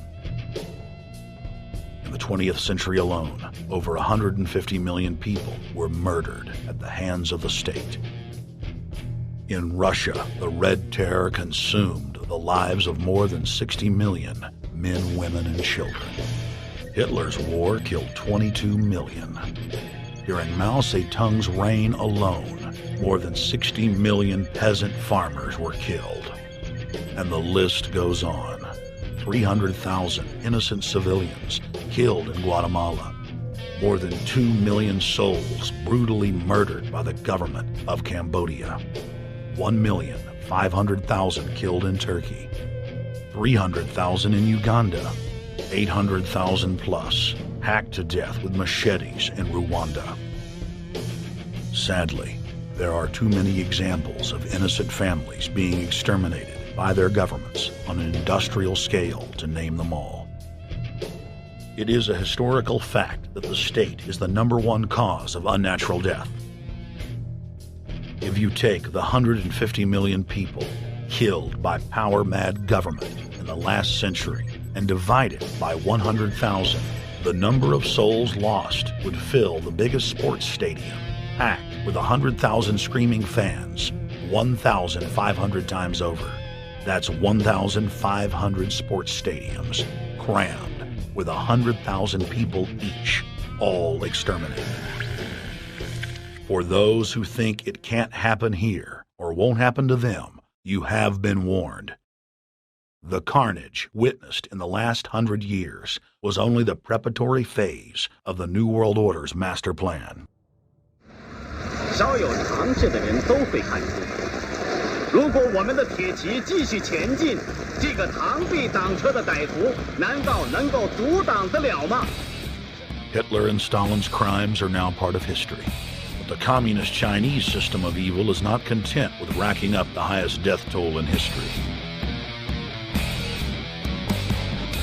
The mass murder and enslavement is still going on today and enjoys the full support and sanction of the New World Order. 摄像机拍下的这个画面，同西方某些国家的宣传恰恰相反。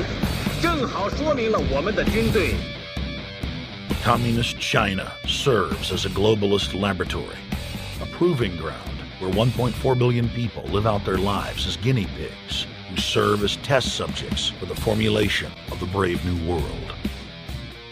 U.S. and British forces worked closely with Mao Zedong during World War II, and at the end of the war, they secretly backed Mao in driving out Chiang Kai-shek and the Nationalists. The OSS, and then the CIA, believed that Mao would have a stabilizing effect. Bill Clinton's mentor and Georgetown University political science professor Carroll Quigley explained in his book, Tragedy and Hope, how the Anglo-American Roundtable groups backed every brand of authoritarianism, from communism to fascism, to ensure that a centralized government dominates the population and the economy as planned. The elite are monopoly men. They seek to create monopolies and dominate populations through the barrel of a gun. In their writings, the leadership of the New World Order has continuously heaped praise on the corrupt Communist Chinese model.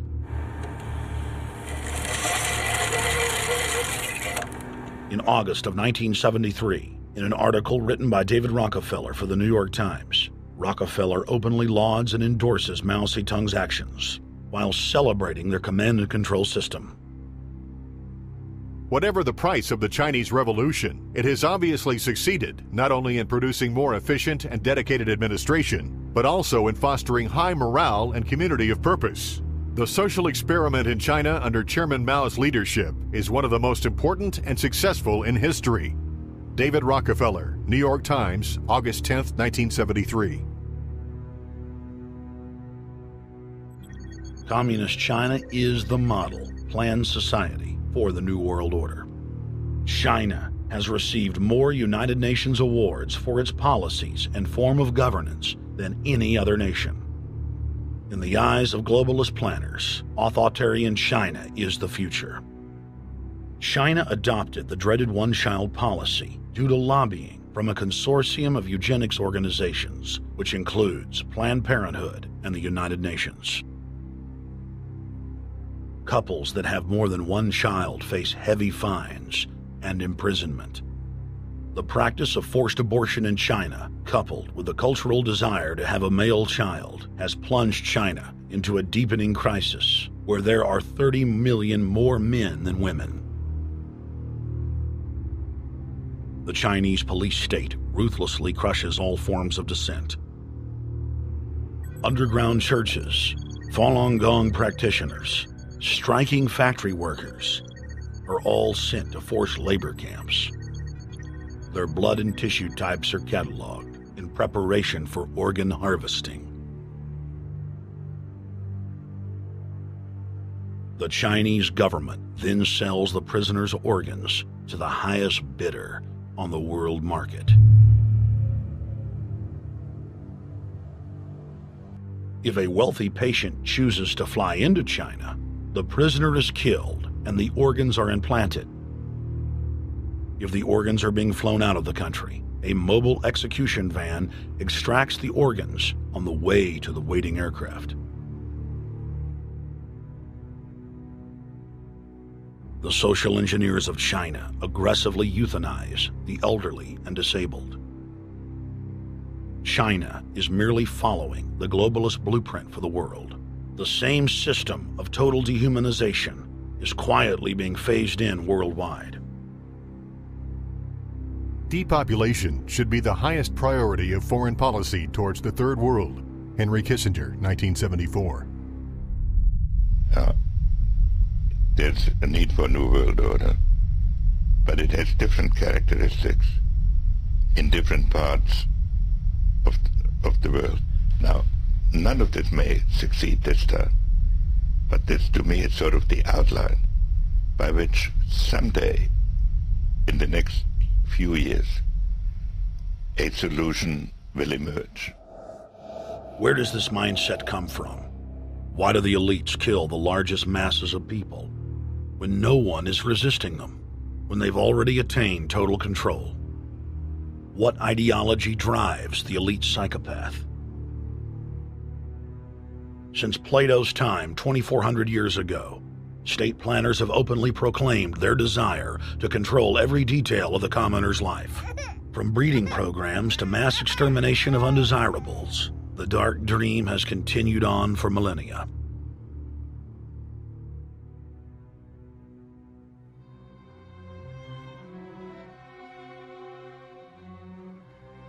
The scientific rationale for tyranny has always been attractive to elites because it creates a convenient excuse for treating their fellow man as lower than animals.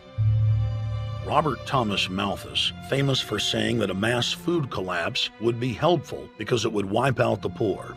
His fictional scenario would later be called a Malthusian catastrophe. Malthus is important because his ideas led to the rise of a new scientific field that would dominate the course of human history for the next 200+ years. Charles Darwin, an admirer of the Malthusian catastrophe model, developed the theory of evolution, its chief tenet being the survival of the fittest. With the help of T.H. Huxley, known as Darwin's bulldog for his strong support of Darwin's theories were pushed into wide acceptance among key scientific circles throughout England and then the world. Darwin's cousin, Francis Galton, credited as the father of eugenics, saw an opportunity to advance mankind by taking the reins of Darwin's evolution theory and applied social principles to develop social Darwinism. The families Darwin, Galton, Huxley, and Wedgwood were so obsessed with their new social design theory that they pledged their families would only breed with each other. They falsely predicted that within only a few generations, they would produce supermen. The emerging pseudoscience was only codifying the practice of inbreeding, already popular within elites for millennia. The Four Families experiment was a disaster. Within only 2 generations of inbreeding, close to 90% of their offspring either died at birth or were seriously mentally or physically handicapped.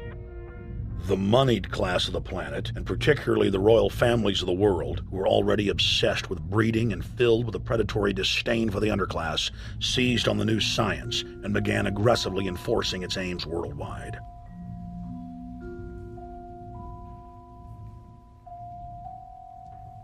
Biometrics appears to be a new science, but it was actually developed by Galton back in the 1870s as a way to track racial traits and genetic histories, and as a way to decide who would be licensed to breed. In 1904, the Cold Springs Harbor Research Facility was started in the United States by eugenicist Charles Davenport with the funding of prominent robber barons Carnegie, Rockefeller, and Harriman. In 1907, the first sterilization laws were passed in the United States. Citizens with mild deformities or low test scores on their report cards were arrested and forcibly sterilized. You're 17, aren't you, Alice? Yes, but what have you done with my folks? Well, we're trying to help them, Alice, and you too. They were taken to the hospital this afternoon. Hospital? Wasn't none of them sick this morning? We thought it necessary to present your family's case to the State Medical Commission. After an examination, they decided there was but one important action to take: to have your entire family sterilized. Why, what's that? I don't know what you're talking about. Now, in this state, we have a law which provides for such people to have an operation so there won't be any more children. I see. Now, we've placed your brothers in institutions where they'll be properly cared for. You can go back to your job soon. I'll arrange to have it held open for you. But I'm keeping my job. I'm not going anywhere. Now, you're going to the hospital too, Alice. And you mean they're going to stop me from having children ever? Exactly. I'm all right, I tell you. I won't go to any hospital. We don't want any trouble with you, young woman. If you refuse to go, the officer here will take you by force. In 1910, the U.S. Eugenics Record Office was set up. By then, the British had created the first network of social workers, expressly to serve as spies and enforcers of the eugenics race cult that was rapidly taking control of Western society. The social workers would decide who would have their children taken away, who would be sterilized, and in some cases, who would be quietly murdered.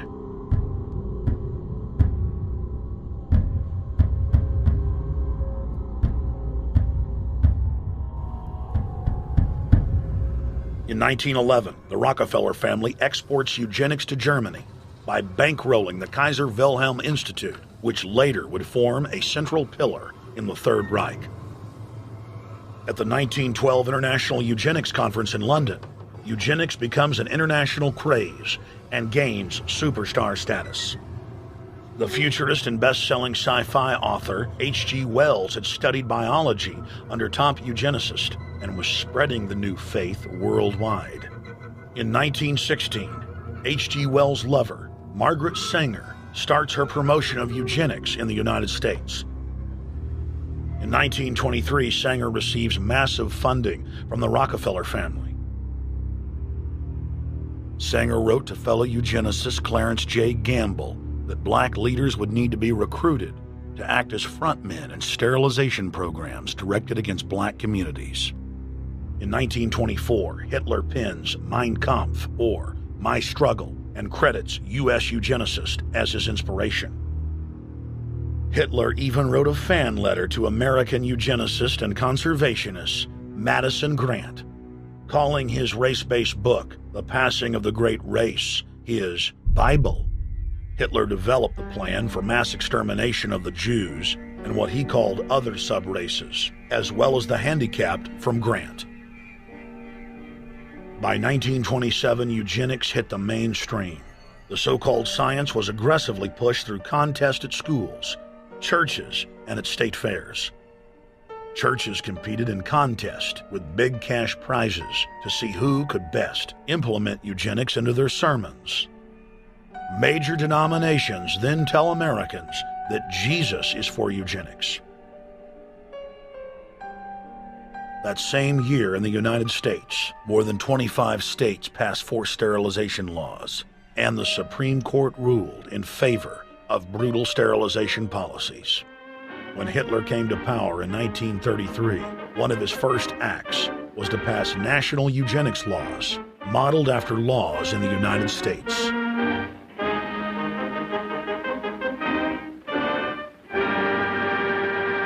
The 1934 film Tomorrow's Children brought the eugenics agenda to the silver screen in the United States.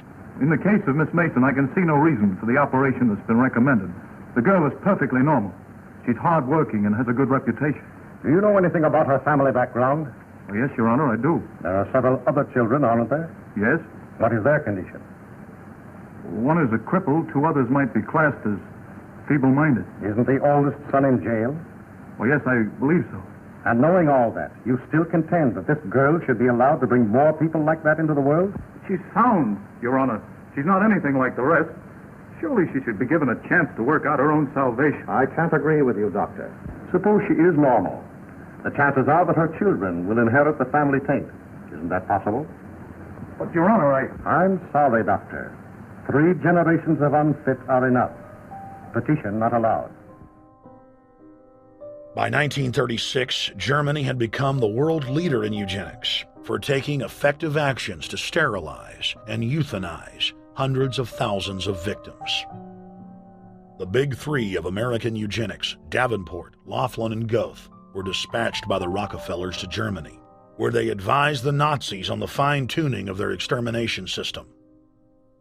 With the strong support of the U.S. and England, Germany had gone over the edge, and tens of millions would pay with their lives.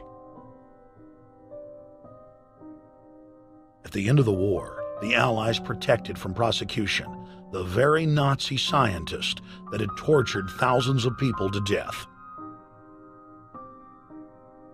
The Nazi brand of eugenics had embarrassed the elites, but they had no intention of stopping their plans. The Allies literally fought with each other over who would get top Nazi eugenicist. It didn't matter if the SS doctors had tortured tens of thousands to death. They were free to go.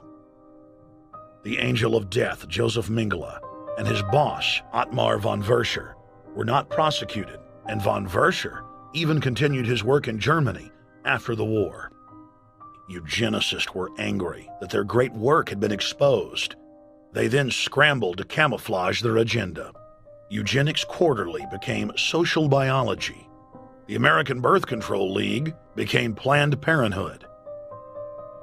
New terms like transhumanism, population control, sustainability, conservation, and environmentalism replaced racial hygiene and social Darwinism. Many eugenicists of the previous period engaged in what they called crypto-eugenics, purposefully taking their eugenics beliefs underground. They became highly respected anthropologists, biologists, and geneticists in the post-war world.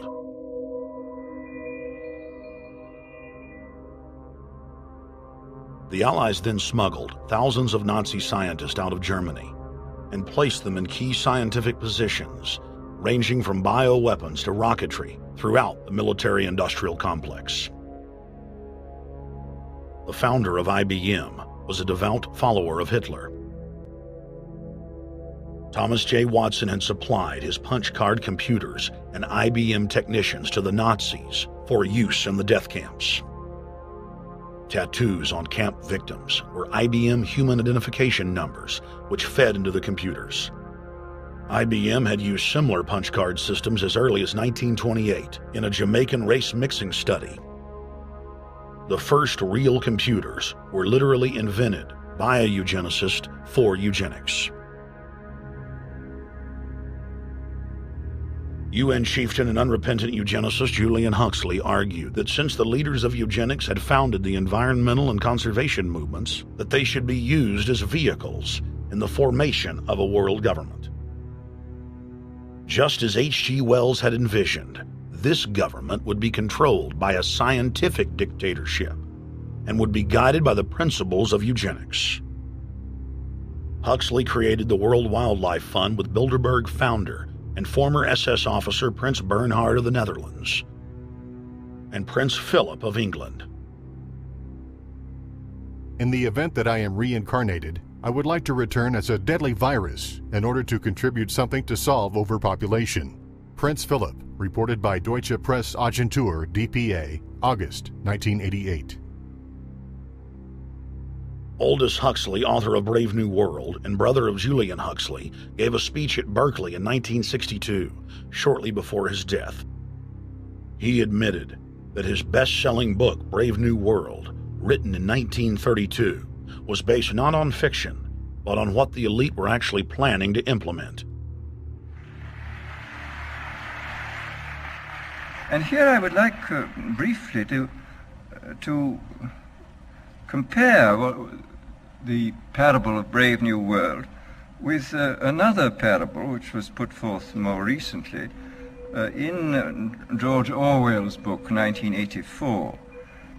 I'm inclined to think that the scientific dictatorships of the future, and I think there are going to be scientific dictatorships in many parts of the world, will be probably a good deal nearer to the Brave New World pattern than to the 1984 pattern. They will be a good deal nearer, not because of any humanitarian qualms in the scientific dictators, but simply because the Brave New World pattern is probably a good deal more efficient than the other.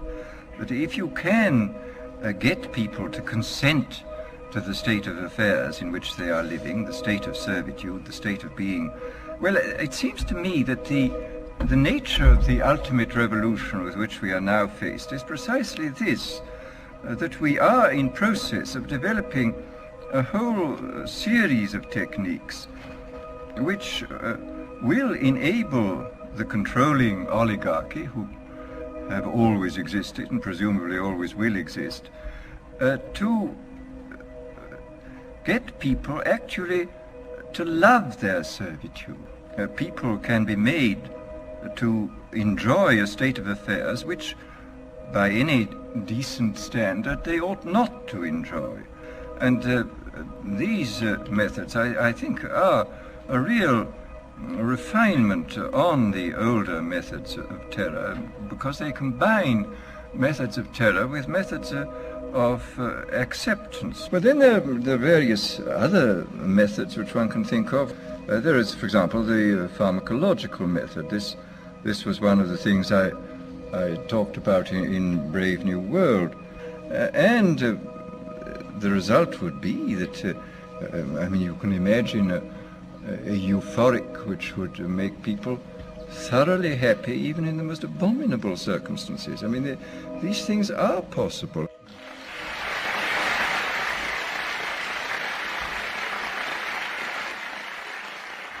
The elite have left a massive wave of destruction behind them as they cold-bloodedly experiment on civilian populations as if we are lab rats. A string of congressional investigations has uncovered more than 20,000 secret tests that were carried out against the American people between 1910 and 2000.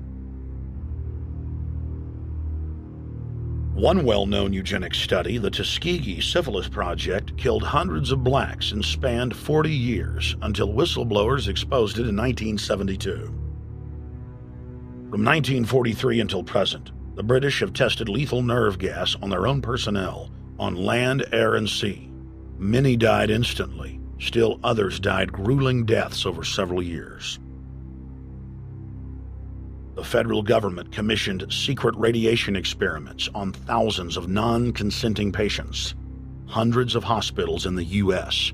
injected healthy men, women, and children with uranium and plutonium at dosage levels ranging from non-therapeutic to lethal, killing many of the test subjects. Pregnant wives of GIs were given vitamins by base doctors that actually consisted of highly radioactive uranium-239 and plutonium-241, resulting in violent miscarriages and the death of the mothers.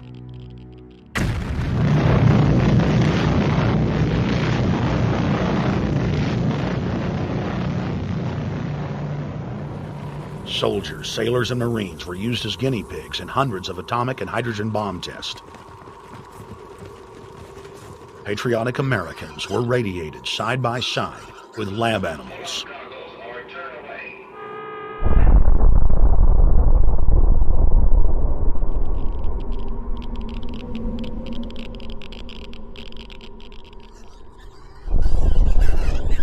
Pilots were forced to repeatedly fly through mushroom clouds of DNA-destroying radiation.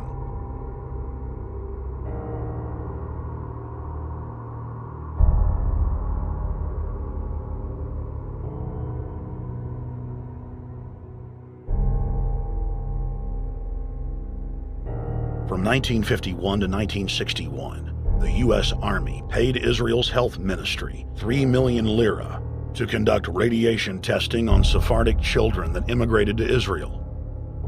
The government-run public schools would tell the children that they were going to get a medical checkup and that they were receiving an X-ray.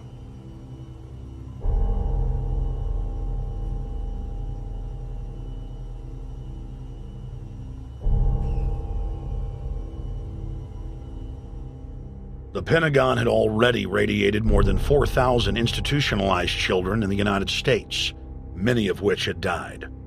More than 110,000 of the darker-skinned Jews were given 35,000 times the maximum dose of X-rays to the head repeatedly. Many of the children died within months. All of them lost their hair. Some still live today and endure excruciating health problems. The covert testing of chemical, biological, and radiological agents on unsuspecting populations continues worldwide today.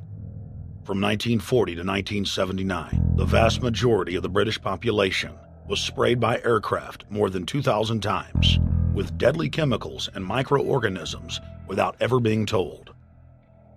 In 1968, the Pentagon tested a deadly bioweapon on New York subways and placed personnel in local hospitals to monitor the effects. Aggressive sterilization of men and women continued in many states until the mid-1980s. The United States and England are currently testing pesticides and highly toxic experimental drugs on tens of thousands of healthy foster children, many of which die as a result of the experiments. Prisons across the nation have forced inmates to participate in grisly experiments, ranging from pesticide studies to having tablets of dioxin sewn into their backs. Gradually, by selective breeding, the congenital differences between rulers and ruled will increase until they become almost different species. A revolt of the plebs would become as unthinkable as an organized insurrection of sheep against the practice of eating mutton. Bertrand Russell. H.G. Wells, Aldous Huxley, Bertrand Russell, and hundreds of other eugenicists constantly bragged about how the establishment believed themselves to be a separate, more advanced species than the common man. Top eugenicists were bold enough to admit that their real goal was not improving the heredity of the commoner, but to further dumb them down so that they could be more manageable. Nobel Prize winner Russell wrote at length about how vaccinations filled with mercury and other brain-damaging compounds would induce partial chemical lobotomies and develop a servile zombie population. Diet, injections, and injunctions will combine from a very early age to produce the sort of character and the sort of beliefs that the authorities consider desirable, and any serious criticism of the powers that be will become psychologically impossible. Bertrand Russell. Over 100 years ago, eugenicist social planners said that they'd use mind-altering drugs to control the population. By 2007, more than 20% of the U.S. population were on some type of prescription antidepressant. But in the case of foster children, a sector where the state has total control, at least 2/3 are forced to take a cocktail made up of, on average, 7 psychotropic drugs.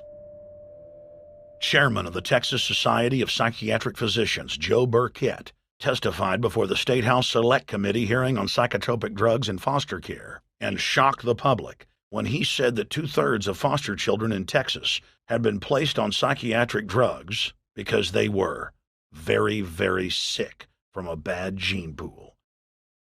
A lot of these kids come from bad gene pools. They don't have stable parents making good decisions. Besides the gene pools, they've then been traumatized by abuse, neglect, and problems, and then they've been traumatized by separation, and all those things predispose to mental illness. The Western world is now implementing eugenics pre-crime policies. Fetuses are now being pre-screened according to family histories of crime. From Portland, Oregon to London, England, Child Protective Services are enrolling newborn children into criminal databases at birth and forcing them to attend probation hearings at age 2. The overlords of scientific dictatorship are ruthlessly prosecuting a war on our most defenseless. In December of 1974, the U.S. government made third world population reduction a central national security issue. The operation plan, titled National Security Study Memorandum 200, was simply a regurgitation of the British Commission on Population created by King George VI of England in 1944, which openly stated that populous third world nations posed a threat to the international elite's monopoly of global power. The Kissinger-authored U.S. plan targeted 13 key countries where massive population reduction was called for. Kissinger recommended that IMF and World Bank loans be given on condition that nations initiate aggressive population control programs, such as sterilization. Kissinger also recommended that food be used as a weapon, and that instigating wars was also a helpful tool in reducing population. In 1972, the Nixon White House also implemented a eugenics policy which was directed by George Herbert Walker Bush, then United States Ambassador to the United Nations. Bush advised China on the formulation of their one-child policy and directed the federal government to forcibly sterilize more than 40% of Native American women on reservations. The Bilderberg-dominated Club of Rome advocated environmentalism as the best front to implement population reduction. Western populations would accept serfdom if it was packaged as saving the earth.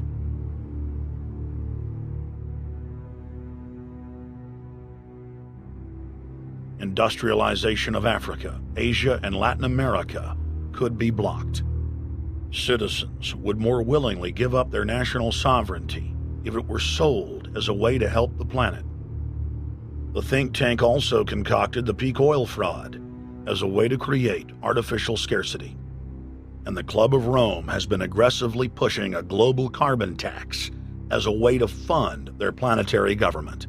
In the draft copy of the United Nations Global Biodiversity Assessment, it states very clearly that we must reduce the human population from its current level of about 6 billion people down to about 1 billion people.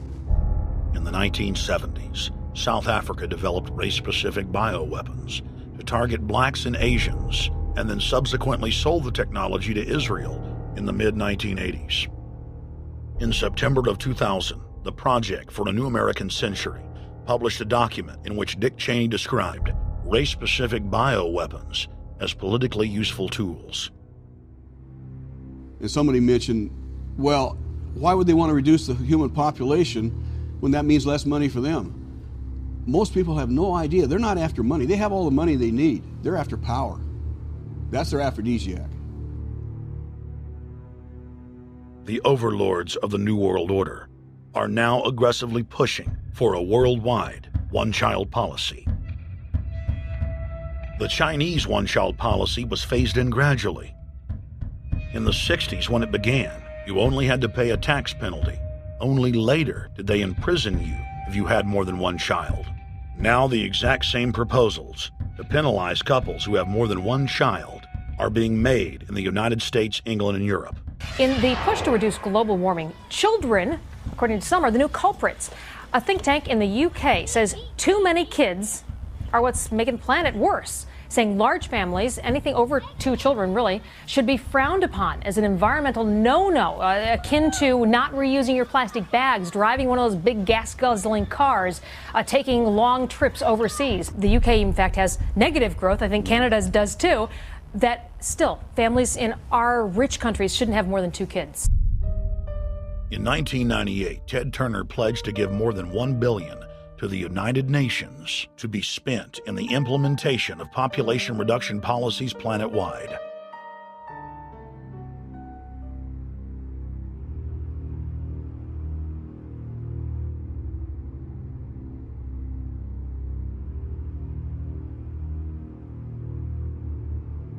In 1999, the Bill and Melinda Gates Foundation gave $2.2 billion to Planned Parenthood, the United Nations Population Fund, and other population reduction groups. By 2007, the Gates had given more than $30 billion, almost exclusively to population control groups.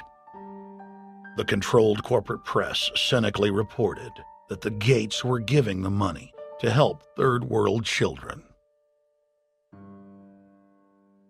Bill and Melinda Gates were dethroned as the world's most generous philanthropists when their friend and fellow population reduction enthusiast, Warren Buffett, gave $37 billion to fund an army of population control groups. And I actually think the world will be much better when there's only 10 or 20% of us left. Dr. Eric Pianka. Prominent University of Texas biologist Dr. Eric Pianka, while receiving an award from the Texas Academy of Science, said that the worldwide AIDS pandemic was, quote, no good, it's too slow, and went on to laud the virtues of Ebola because it would kill 90% of the world population quickly. When his statements erupted into a national controversy, his graduate students defended him, stating that Pianka was too conservative and that all humans should be killed. But most frightening was the fact that in a crowd of over 1,000 prominent scientists, local newspapers reported that 95% of those in attendance gave Pianka sustained standing ovations every time he extolled the virtues of mass-culling microbes and man's destruction.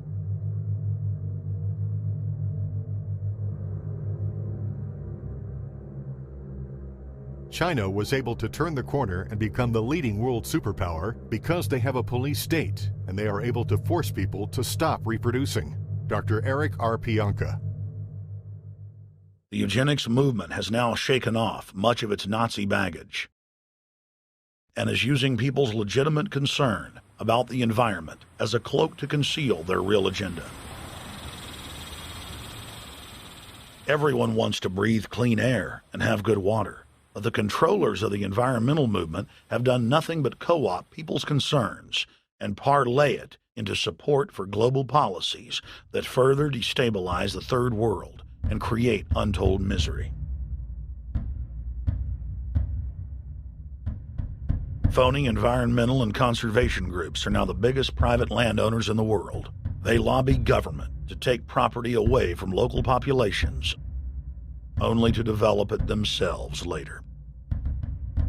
When the U.S. military dumps millions of gallons of nerve gas on the east coast of the U.S., they don't say a word.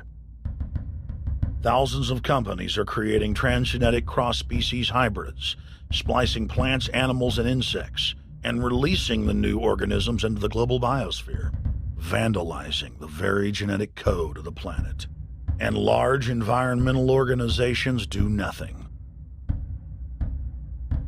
The corporate elite of the planet intensified their push for a global taxation system with a year-long build-up to the Live Earth hysteria held on July 7th, 2007 on 7 continents. World leaders announced that saving the Earth was the new organizing principle for humanity and hailed it as the planet's new religion. They claimed that CO2, which plants breathe, was killing the Earth, and that we must reduce the number of children we have to curtail our carbon footprint. Countries across the world marked the day by passing new carbon tax schemes and raising taxes on gasoline, natural gas, and electricity. It is a scientific fact that the sun is the main driver of planetary climate, and the measurements are clear. The sun is becoming hotter, brighter. It has been slowly increasing thermal output in the last 100 years, causing warming not just on Earth, but throughout the solar system.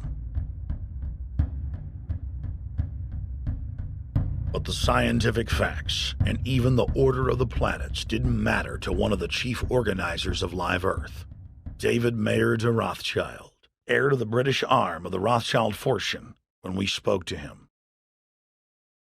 When I called Rothschild on the order of the planets, he just laughed, thinking the audience wouldn't get it. He continued to count on the population's ignorance and claimed that the global warming lobby has nothing to do with carbon taxes. I guess he hadn't spoken with his good personal friend, Al Gore. Global warming, the time for debate is over. I think what you have to realize is that being environmentally sensitive and making money aren't mutually exclusive. There's a lot of money to be made in addressing this issue. But you guys are gobbling up all the world's concern to just simply line your pockets and make kids read your book in schools and do all this. It's a business, just like you said, Rothschild. It's not. Do you think I make any money out of this? It's the same thing. It's the same thing your your money-changing ancestors did. They're in Germany, Red Shield, and I'm calling you out, Red Shield. We know it's a scam. A pollution-based tax system, principally CO2. We're causing it mainly, vast majority of it. The consequences are bad and will be catastrophic unless we act. The polar ice caps of Mars are receding at several miles a year, much faster than ours. And that the moons of Saturn and Jupiter are melting. In fact, several of their moons were ice and are now liquid seas. Now, how are SUVs causing that, David Rothschild? That's because those planets are closer to the sun, my friend. No, Jupiter and Saturn are not closer to the sun. Neither is Mars. Yes, sir. I think you'll find, right, that the very simple matter, and what I wanted to say, and this is my final point, forget your taxation theory, because actually it's not taxation. Put a price on the carbon. A tax is the best way. Cap and trade can also do it.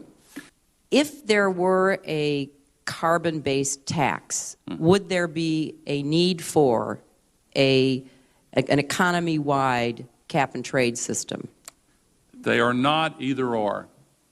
We can do both. I am in favor of both.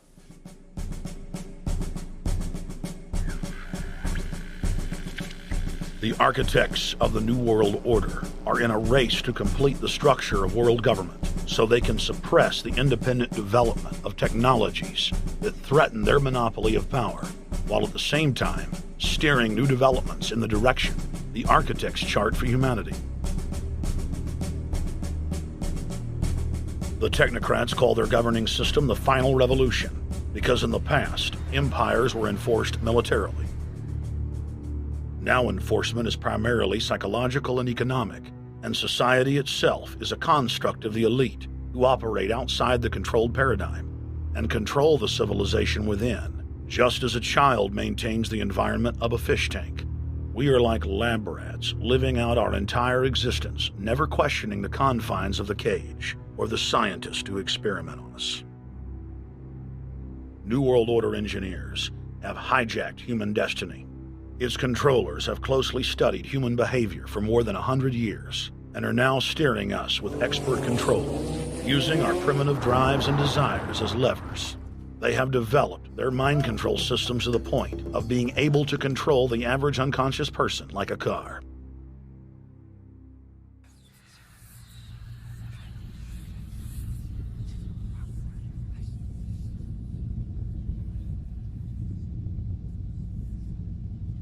Eugenics dominated the 20th century. Its ruthless spirit has now metastasized into the fields of genetics, nanotech, and robotics. But that's not surprising. From their inception, all three disciplines have been dominated by eugenicists. The billionaire founder of Sun Microsystems, Bill Joy, courageously went public in 2000 to warn of a cancerous consensus among the technocratic elite that at best humanity would be completely enslaved by the year 2030, and at worst, mass extermination of everyone but the elite would take place. A who's who of the techno-elite are members of what is known as the transhumanist or post-humanist movement. Many of its adherents see only the beneficial aspects of technology's exponential rise, like bringing sight to the blind, sound to the deaf, and longer life for all. But what many of them don't know is that master eugenicist Julian Huxley founded transhumanism, and that society's controllers openly admit that the new system is designed to progress into absolute tyranny.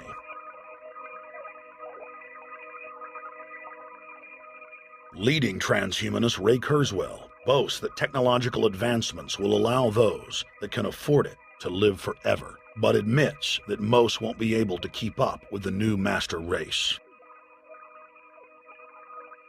The drive for world government is now all about who will control and have access to radical life extension systems. Biological evolution is too slow for the human species. Over the next few decades, it's going to be left in the dust.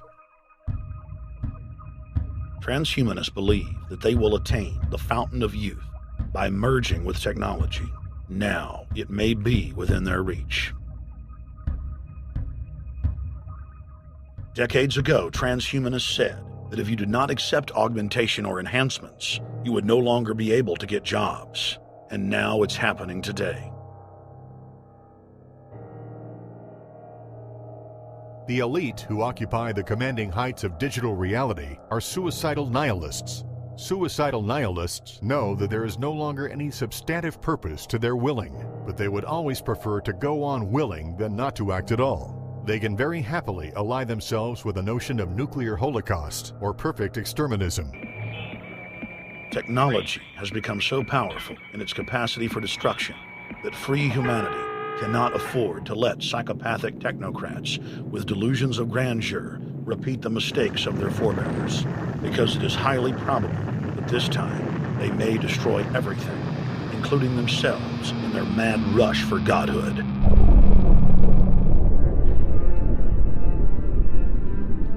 In this film, we have chronicled the overlords' bloody orgy of experimentation, which already claimed the lives of more than 150 million people in the 20th century. And now, they are promising to deliver an invincible tyranny that will dwarf their past exploits. In the days of World War II, there were sovereign nations and armies to stand against Hitler's final solution. Once world government is in place, no one will be able to stop the New World Order's plans for global population reduction. For those immune to psychological programming, hundreds of FEMA camps have already been built throughout the United States. In their quest for population reduction, no method is off the table.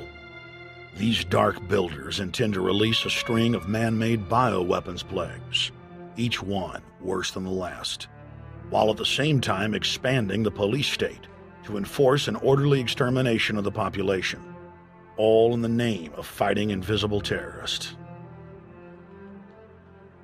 And the Georgia Guidestones stand today as a cold testament to the elite's sacred mission.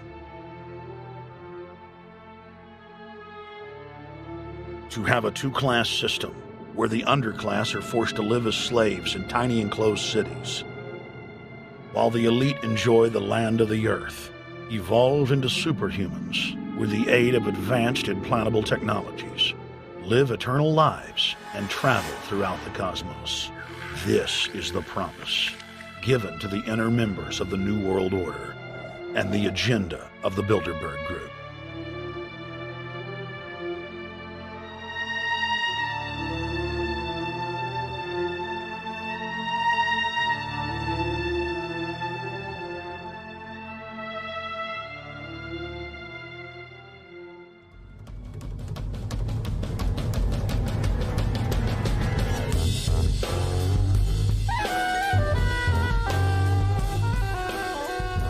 In 2007, Jim Tucker continued his 30-year quest to expose the globalist by traveling to Istanbul, Turkey, the site of Bilderberg, 2007.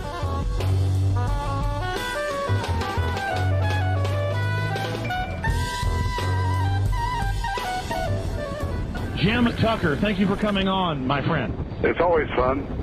Jim, tell us what you saw today when you were out at the Ritz Hotel.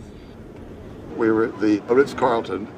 It looked like a typical Bilderberg scenario. They had the armed guards all around the place. They had platoons of cops in formation waiting for the disbursement. They also had cops all the way around the building, and they had all those high-tech things where every member can hear whatever's spoken in any language, instantly translate into his own language so they can keep up with it.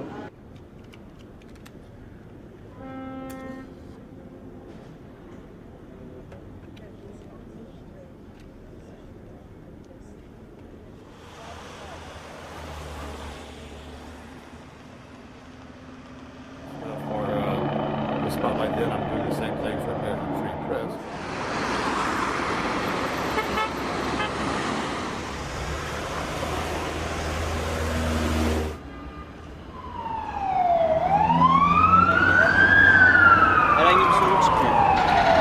Hey, is the hotel open? Şu iki İngilizce bilen var mı? Ben bilmediğim için. Let's just ask him directly.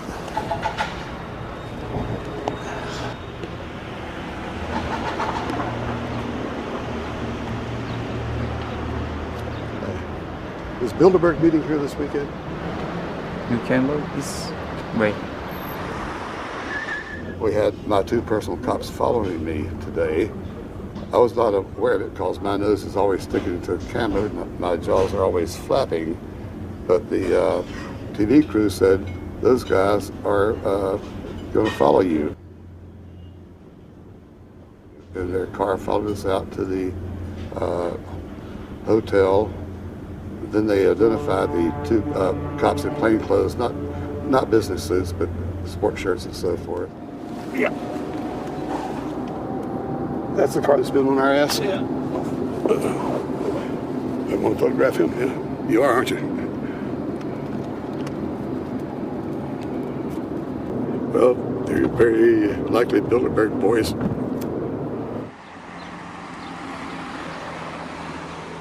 John Elkin, owner of Fiat and a fellow Bilderberger, thought that they could take a stroll off the grounds without being noticed by the commoners. I was thinking about that.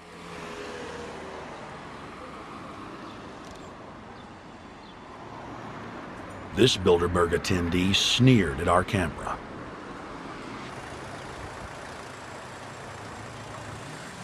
This carload of kingpins gave the media a murderous look and seemed shocked that they would dare point a camera in their direction.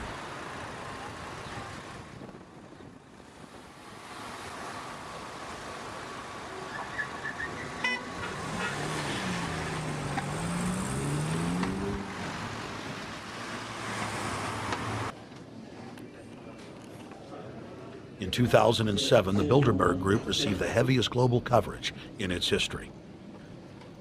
Jim Tucker witnessed press conferences attended by hundreds of members of the media and a new generation of info warriors, like reporter Paul Dornanu of Romania, are tracking the elite, no matter where they hide. Expunem acest grup Bilderberg. Now, Jim, my governor, Rick Perry, it's in the front of the Dallas Morning News. The headline reads, Texas Governor Rick Perry to attend Bilderberg. What does it mean to have the governor of Texas in the Dallas Morning News just admitting he's going to Bilderberg Group? It means he's a potential president, even as the obscure governor of Arkansas, Bill Clinton, lost his virginity at the Bilderberg meeting in Baden-Baden, Germany in 1991, and he's elected president the following year. Now, if he goes nowhere in a run for the White House in the years ahead, they'll drop him like an old shoe. They do that often, but officially, Bilderberg considers Governor Rick Perry a potential president of the United States. Yes, it's a violation of the Logan Act, for which Bill Clinton's White House was fined $300,000, which means the taxpayers paid it. When Perry returned to Texas from Istanbul, we were determined to hold him accountable for his treasonous actions.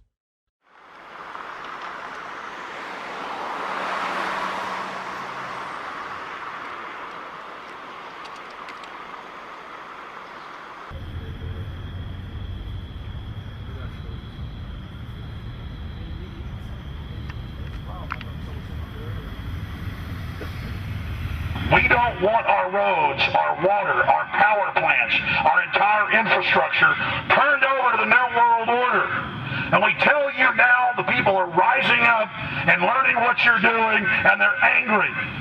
And they're tired of it. Stop enslaving us. Stop setting up tyranny. Stop going along with the New World Order plan if you've got any soul left, Rick Perry. The First Amendment still exists, Perry, and we're back here again tonight, telling you we're not going to put up with it. Long live the Republic! We shall prevail! Death to the New World!